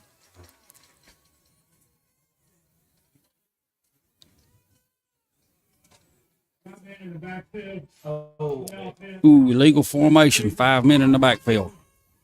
Oh, wow. So that's a 5-yard penalty and retry for the extra point. Do you go for 2 here, or do you try to kick it and get the 6 point and force them?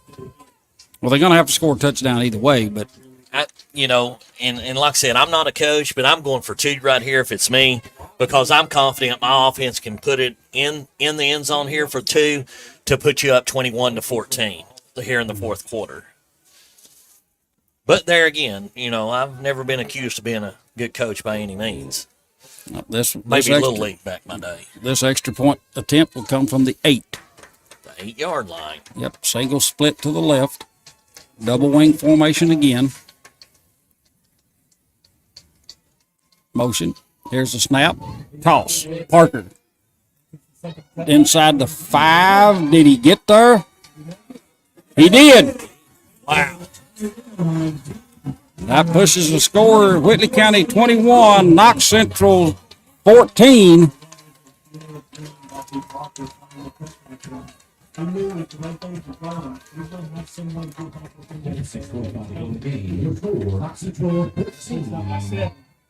We'll be ready for the ensuing kickoff here in just a minute. A little extra update here. End of the third quarter, Lynn Camp, the last report, Lynn Camp had fought back and taken a 20-14 lead over Jellicoe, Tennessee.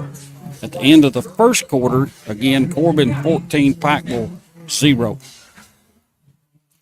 I'll tell you what, I think there's some scores of interest from around the area that are definitely a little bit of a surprise to people, Jackson County being one of them. I think the North Laurel Bell County score has been a little bit of a surprise to people, but maybe that's just a highlight of what an awesome season of football we're going to have around the 13th region. Yes. And right here, some people expected this to be a little lopsided or one way or the other, but we've got a game on our hands. There's 6 minutes, 45 seconds left to play in the fourth quarter. It's 21-14, and your Colonels are leading. It's been back and forth. It's been a dogfight, really, from the opening kickoff. Yes, it has. It very much has.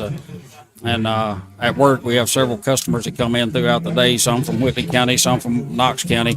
And depending on who it was you was talking to, their team was going to win. Absolutely. So it was a toss-up on who was going to win this one. But we're back to live action here. Live action. Let's go. We've got Alvarez in the middle of the return man. Here's the kick. Swings it to the left side. Ball's bobbled. Picked up out there by number 23. That's done. Running around. He gets to the 20 and swarmed. But you can just pick out one for the Colonels. I think all 11. And there's flags flying everywhere with a little extracurricular activity at the end of the play again. 10 or 11 over there. So let's see what we've got here. But that looks like it's 33, which is who was called against working like last time, if I'm not mistaken. And that depends. If that's 33, this is going to cause an ejection because he's already had one on sportsmanlike conduct. Right, and I don't know exactly what happened. I know there was tackle, and then bodies kind of started flying everywhere after the whistle, and then laundry started flying everywhere as well. And I've got to commend the Whitley County coaching staff for getting some of their players in between them and under control, saying, boys, we don't need that right now. We need to concentrate and focus here. Yeah, Whitley County's coach is hot. Not sure why. All that action down there, there's many people that was in there and their angle and having to try to look through it over. Outstanding personal foul. Whitley County number 40, Knox Central number 33. So it's a personal foul, not an unsportsmanlike conduct. So he's okay now. Right. Offsetting personal foul penalties. Whitley County's fans is not happy with the personal foul penalty, but it was either way. Offsetting. Yep. So we'll start from scratch at the 21. Right. In a big game like this, DC, where it's really close, you're getting late in the fourth quarter, you really got to stand strong and keep your head and do what your coach asks you to do and buy into just keep playing your game and playing for your team. You're on the game clock. Spread 2x2 here. Hobbs has the Panthers at the line. Shotgun formation. Spread. 2 to each side. Swings it out. Short hops it out there to the left. Intended for Spencer. He short hopped it. It'll be second down and 10 from the 21. Seemed like another one of them plays where maybe just a little bit rushed. And, it makes you wonder, inexperience comes into play in rushing plays like that, especially when Whitley County's defense standing strong and playing as tough as they are. 6:34 left to go in the ball game. Whitley County 21, Knox Central 14. Second down and 10 for the Panthers from their own 21. Full spread, 2 left, 2 right. Single back, offset to the right Sizemore of Hobbs. Here's the snap. Straight back. Rush coming. Steps up. Into the outside he goes. And he's going to get tracked down and dropped at about the 18-yard line. So he's going to lose 3. Big tackle over there by number 6, Aaron Rowell, and he gets a flag thrown on him. Yep. Wow, he was letting the sideline know about how excited he was. Coach Reimer is livid at him. I would say. Just got a text from the boss man, Mr. Les Dixon. Big shocker right here off of Long Mountain final. North Laurel 24, Bell County 22. So the North Laurel Jaguars go to Long Mountain and beat Dudley Hilton in the Bobcats. Not a bad way to start for a new coach. You beat Bell County anywhere at any time. Right. That's a feather in your cap. And you lose a good coach like Jason Chappell, and you think about rebuilding and stuff. Well, what better way for a new coach to prove himself to go to Log Mountain and beat the Bell County Bobcats on opening night? That's a 15-yard penalty right there. That's going to push the ball all the way to the 33-yard line. You hate to see penalties like that deep in the game like this to where it can affect the game. Hopefully, everything stays under control here, and the Colonels just keep playing their game as the Panthers just keep playing hard and playing their game as well. And here we go. Here's the snap. Wildcat formation. Sizemore has it. Starts up the middle, cuts to the right. Doesn't get a whole lot. Gets out to about the 34. May give him the 35. We've got a Panther down on the field. We got a Colonel also limping around, 77 for the Colonel. Can't see the number. Is that big number 77? Yeah, 77 made the initial hit there on the tackle as well.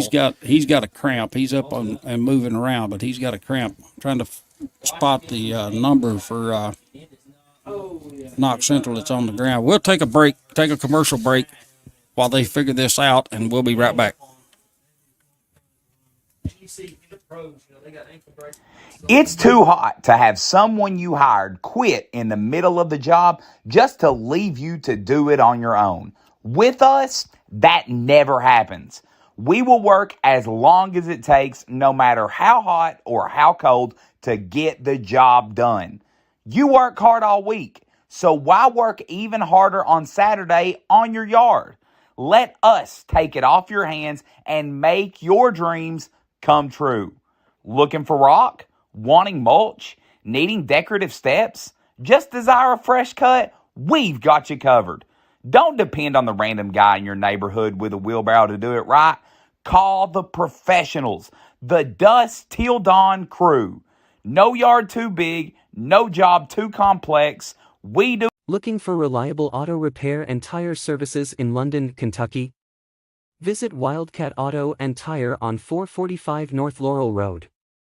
Our experienced team is here to take care of all your automotive needs. From routine maintenance to complex repairs, we've got you covered. Contact us at 606-878-5758 to schedule an appointment today. Wildcat Auto and Tire, your trusted partner on the road to For the team that he And we're back in here at Colonel Stadium. We got 5 minutes and 57 seconds left to play in the fourth quarter.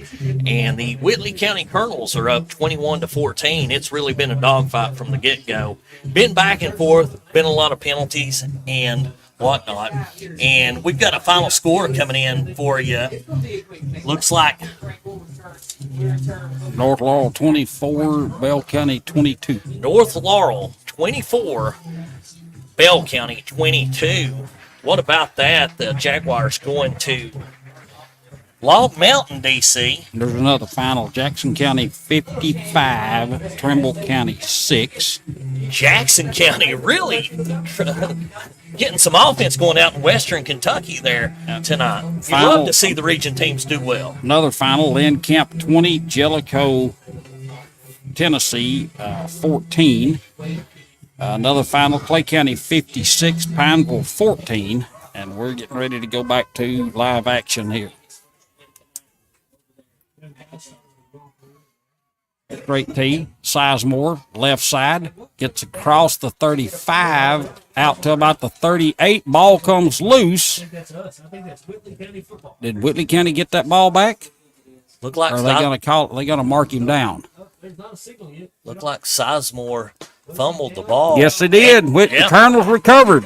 Looked like a Colonel down over there on the sideline, though. Maybe just a cramp again. Yep, another cramp. So the Colonels will take over 1st and 10 from the Panther 38-yard line. One of them momentum changers, turnovers can make you or break you late in the fourth quarter as the Colonel Nation comes alive right here at Colonel Stadium as we've got a player down with the cramps. 5 minutes, 42 seconds left to play. Your Colonels lead 21-14, DC, and you've got some more scores for us here you want to go over with. I know, seems like teams from around the region really doing well tonight. South Laurel 27, McCreary Central 12. That is now a final. 27-12. South Laurel's another team that can be very, very dangerous and surprise people this year. I know they got a lot of kids out that hadn't played football in a year or two, and they got a new coach in John Hines.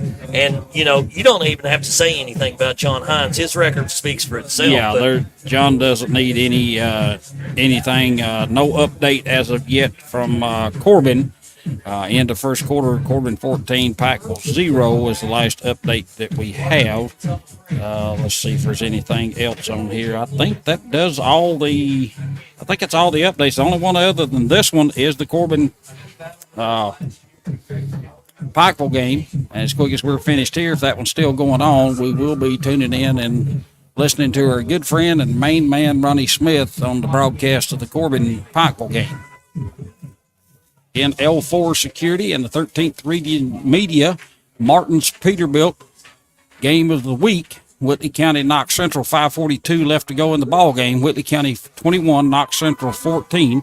Whitley County takes over after a fumble by Knox Central on the Panthers' 38-yard line.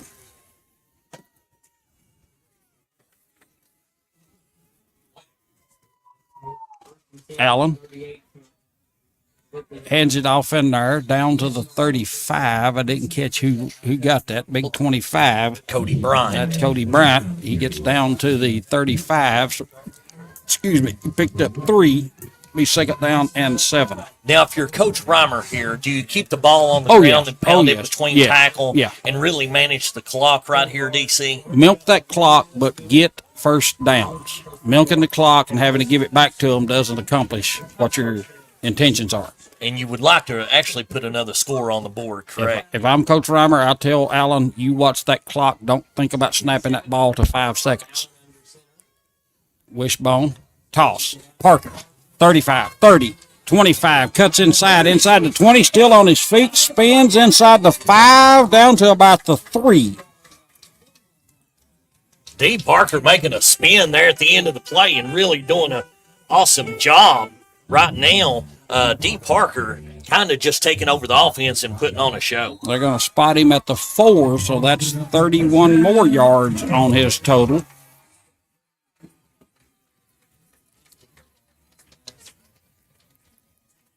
It's almost like D found a second burst of energy this second half and really just running hard. And he had a wall of blockers over there as well. Somebody walks in, I'll help him out a little bit. Out over the broadcast. 4:50 left to go. Not sure why the clock is stopped unless he got out of bounds. No, they just had to bring a player from the sideline. He was a little slow getting to the huddle, so the referees gave him the courtesy of letting him get to the huddle. Split single to the left. Double wing set. Motion. Handoff. Bryant.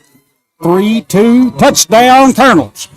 Big Cody Bryant making the transition from center to running back. Punches in his first touchdown of the season, DC. I absolutely love that play. He has been knocking people back, making blocks all game long. Coach Reimer threw the dog a bone, so to speak. Absolutely, and he's definitely earned that bone this game because he's continued to pound in there and really come out of that backfield hard. 27-14, 4:32 left to go in the ball game, pending the extra point attempt.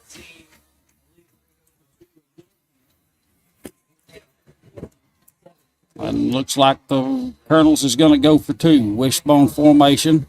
Bryant in the backfield this time. Motion, turn, toss.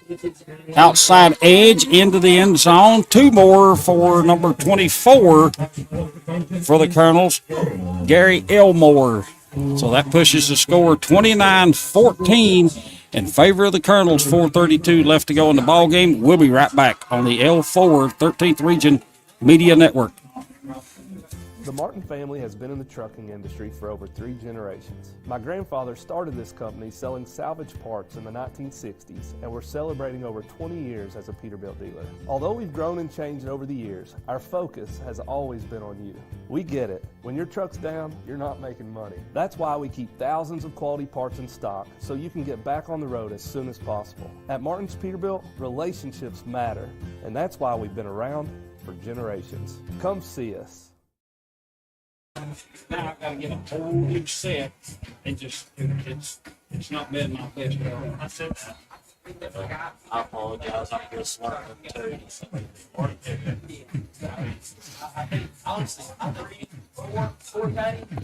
And we're right back in here at Colonel Stadium on the L4 Security 13th Region Media Network with the Martin's Peterbilt Game of the Week, brought to you by Zach Davidson, Allstate Insurance Agent. And DC, the Whitley County Colonels go up 29-14, 4:32 left to play as the Colonels tee it back up to kick off again. Welcome back in to Rickett Boulevard of the champion. Josh Frost says he played with Coach Ryan. Yeah, I was going to say. Luke Alvarez in the middle, awaiting this kickoff. Takes it on about the 18, gets out to the 20, 25, about the 27, and down he goes. Actually, that wasn't Alvarez. Well, it was Alvarez, but it was Drew Alvarez. And guess who's making the tackle on the special teams there? Probably the leading tackler of the game, number 18, the senior, Christopher Curitan, seems to kind of be a leader on defense, flying through there on kickoff and really making the tackle quick.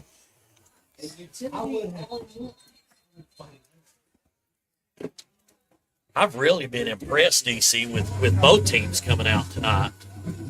Yeah, there's been no quit in either one of them. A couple of lucky breaks, couple of plays, missed tackle here, missed tackle there. Good play designs on the offensive side of the ball on both teams. Good chunks of yardage. Shotgun formation for the Panthers. Swings it out right side. And it's caught by number 14 on the near side here. That's Spencer. He gets out across the 35 to about the 38. Tackle made there for the Colonels, Christopher Curitan, and number 5, Lambden as well from the cornerback position there. Yeah, I think Whitley County sideline thought he may have caught it with his knee down, but I thought he pulled his knee up before he actually caught the ball. Yeah, And the referee thought so too, so that's the only opinion actually that matters. That's absolutely correct. Not 03, but 09. Now we've got whistle stopping the play. Oh, the chains hasn't moved yet. Yeah, that was good enough for a first down out to the 38. Well, they're gonna give him first down on that. First and 10 for the Panthers. Hobbs has the Panthers at the line of scrimmage, 2-by-2. Sizemore offset to his left. Here comes the blitz. Fake the handoff, missed a tackle in the backfield. Hobbs still on his feet, gets out across the 40, 45, and down at the 49-yard line. That's going to be enough for another Panther first down. They're going to actually give him midfield. And Hobbs really scrambling there. Made a lot out of nothing. Whitley County brought the blitz, and it looked like they was maybe going to drop him for a loss, and then he cut back to the right and found the seam and got a big gain out of it and another first down for the Panthers. Got 12 out of it. Got 12 when he actually probably should have been dropped for 3 or 4. Brings them to the line of scrimmage again, 2-by-2 set. Offset right, Sizemore. Here's the snap. Back to throw. Rolls off to his right. Pass downfield. It's picked off by the Colonel's number 4. That's Rowe. Jace Rowe picks it off, and he's dropped at the 30-yard line. That all but sews it up right there. Jace Rowe coming up and making the pick there. And, the quarterback, he had 2 Colonel defenders right in his face when he released the ball. A little bit of collision. It wasn't really late or anything like that. They were already in the air and just kind of came down on top of the quarterback, but he does appear to be okay.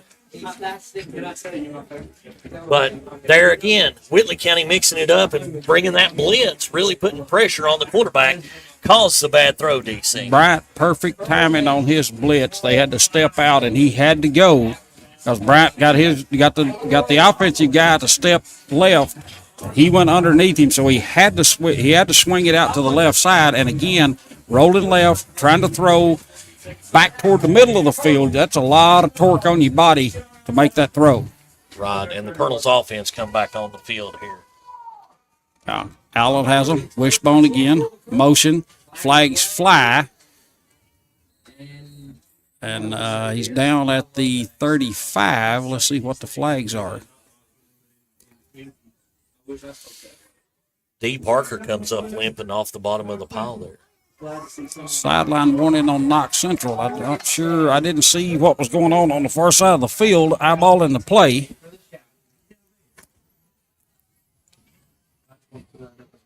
So that'll be a pickup of 5. It's second down and 5. I mean, if Morgan's okay with it, I'm okay with him telling the rest of the game. The last 3 minutes. Substitution coming in for the Colonels. Allen brings the Colonels to the line of scrimmage. Small slot to the left. Double wing formation. Overload to the left. Motion. Turn. Toss. Outside comes Bryant. Makes a player miss. Tripped over the 40-yard line. Gets out to the 41. And that's going to be good enough for a Colonel first down. And the big boy really showing some speed there and power as well. As, you know, we talked about it earlier. He made the transition from center to running back. But he shows he's got some speed to break it to the outside as well. Good enough for a first down, Whitley County. Yeah, we're 2:25 left to go in the ball game. Whitley County 29, Knox Central 14. And we have whistles. Well, we got a timeout here. Yeah, we got a timeout, Knox Central. And we'll keep it here for a second. And again, we'd like to thank our sponsors for tonight's game. Presented by Zach Davidson Allstate Insurance, the Martin Peterbilt Game of the Week. 13th Region Media Network and L4 Security.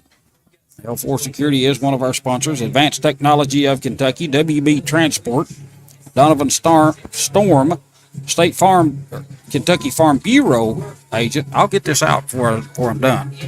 Martin's Peterbilt, Dixon Law Office, Forts Bank, Baird and Blevins Law Office, Bubby's Barbecue, Dust Dawn Lawn and Landscaping, Century 21, Jesse Sizemore, Gondolier Italian Restaurant and Pizza, Save Right Home Care, Bubby's of Middlesboro, One Stop Phone Shop, American Cable, Kemper Furniture, and Triple H Fuels Incorporated. Thanks again for all your sponsorship. Without you guys, it would not be possible for us to be doing exactly what we absolutely love to do.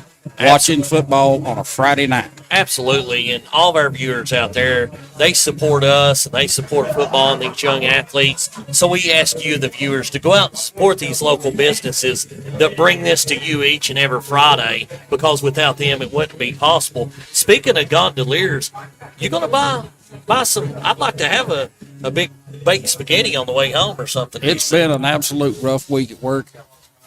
I've got a date with my bed. Well, I understand that. I hope you and your date have a good evening together. Here's the snap.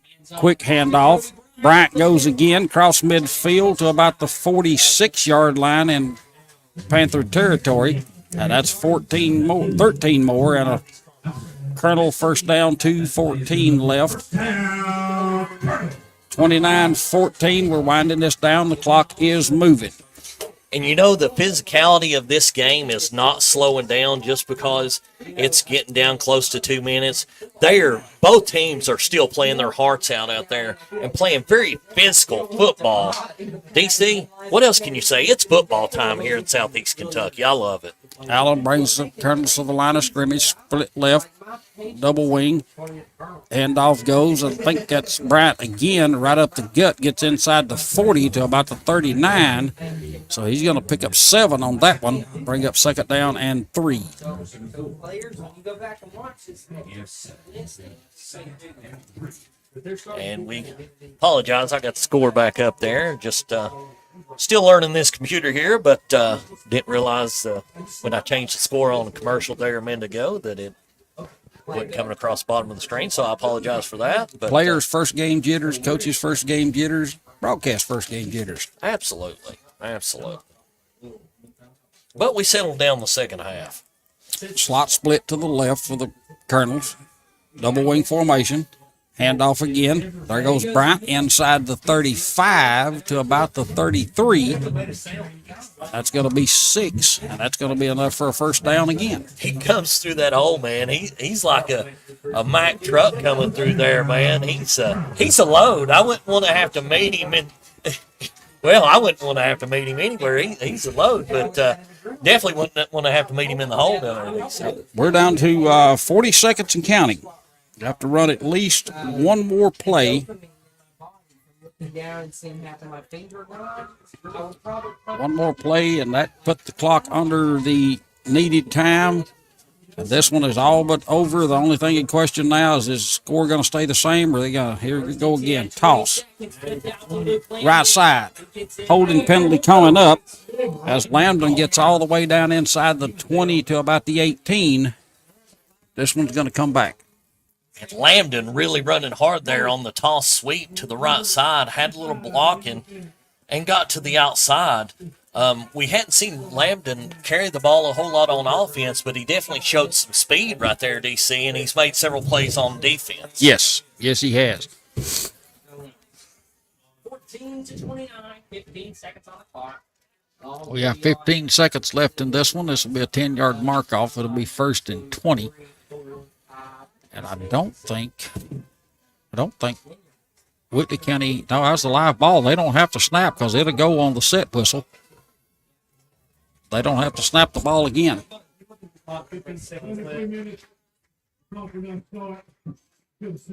Okay, that's right. I forgot that. Under a minute, it doesn't start until the snap of the ball. So they will have to run this play. Do you run a play or do you just take a knee? I just take a knee, but like I said, I don't get paid to coach. Motion, handoff, buried. Big number 79 met him before he got back to the line of scrimmage, and that's going to do it. 5 seconds in the countdown. Whitley County's going to win this one 29-14 over the Knox Central Panthers. That is your final score. Whitley County 29, Knox Central 14. We'll take a short commercial break and be right back on the L4 Security 13th Region Media. It's too hot to have someone you hired quit in the middle of the job just to leave you to do it on your own. With us, that never happens. We will work as long as it takes, no matter how hot or how cold, to get the job done. You work hard all week, so why work even harder on Saturday on your yard? Let us take it off your hands and make your dreams come true. Looking for rock? Wanting mulch? Needing decorative steps? Just desire a fresh cut? We've got you covered. Don't depend on the random guy in your neighborhood with a wheelbarrow to do it right. Call the professionals, the Dusk Till Dawn crew. No yard too big, no job too complex. We do it all and we do it right. Call us today to start your dream project. Dusk Till Dawn Lawn and Landscaping, 606-224-0715. Ask for the owner, Josh Maxey. And we're back in here at Colonel Stadium as the Whitley County Colonels have taken the win over the Knox Central Panthers right here in the opening game of the season. It's been the Martin Peterbilt game of the week, brought to you by the L4 Security 13th Region Media Network, and sponsored by Zach Davidson, Allstate Insurance. And DC, it was actually a battle from the get-go. Really came out. Both teams really battled hard, traded back and forth some series, traded a few penalties back and forth, traded momentum, and it was a game and a dogfight all the way through. Yeah, Knox Central has absolutely nothing to hold their head about or down for any reason whatsoever. Outstanding job by them. They played till the horn sounded for 4 quarters, 12 minutes in each quarter. They never quit. Scoreboard really doesn't give you an idea. You look at the score tomorrow morning on KHSAA or wherever you get your information from, 29-14. It wasn't close. Yes, it was. Don't let the score fool you. It was a smash mouth, knockdown, drag out for 48 minutes. Absolutely. And Whitley County come out on top. Both teams are going to make some noise in their respective classes this year. Knox Central, I didn't expect a whole lot out of Knox Central with what they lost last year. New coaching staff coming in, a lot of new players in, a lot of young players in, and they brought their game. They really did. And, Coach Wayne Mills, we've known Coach Mills for years. We know his style. We knew his defense was going to be physical. We knew they were going to fly to the ball, and they did. They stood real strong, and they played really hard. On the flip side, Coach Reimer and the Colonels came ready to play tonight. They definitely played very physical. It was a very physical game, and the Colonels kind of stuck to their game plan. Seemed like they were going to get a little bit worn down there around the second quarter or what have you. But it just went back and forth, and you couldn't ask for a better opening game of the season here at Colonel Stadium than what we had tonight. No, sir.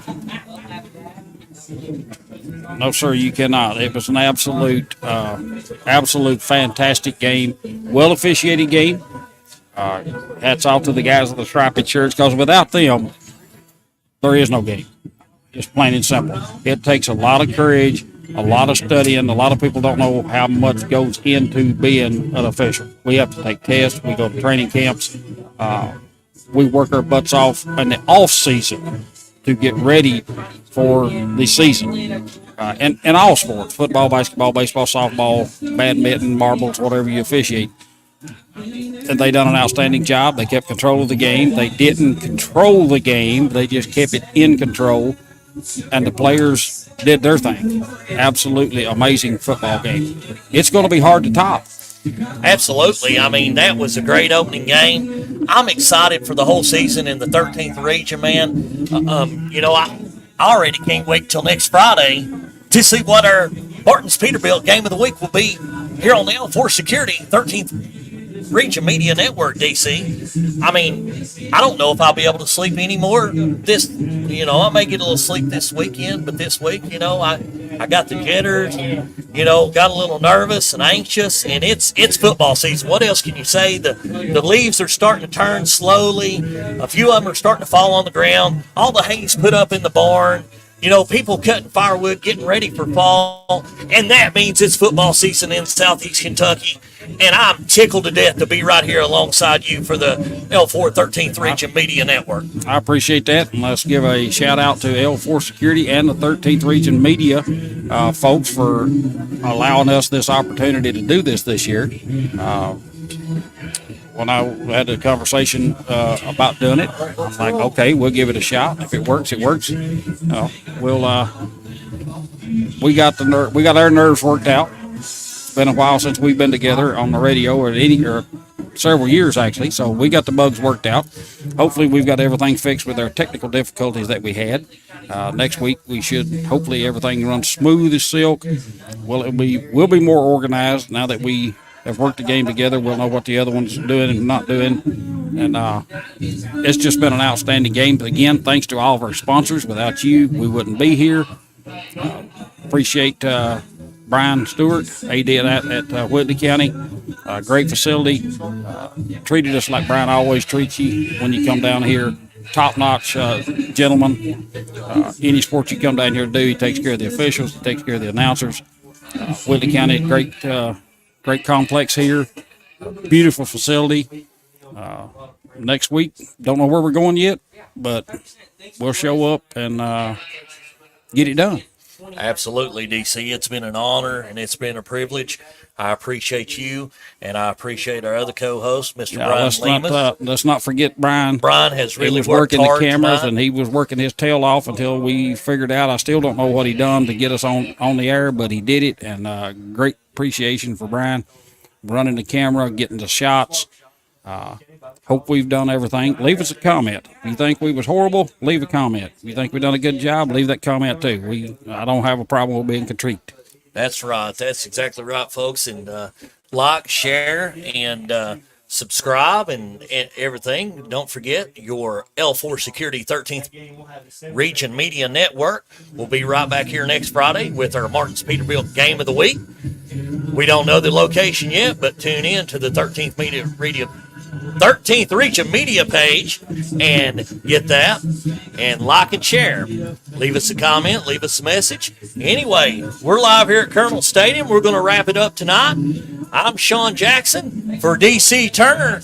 The Colonels come off with the win here at home in the opener game of the season, 29-14 against the Knox Central Panthers. Ladies and gentlemen, until next time, so long. We'll see you back here at Colonel Stadium on Friday.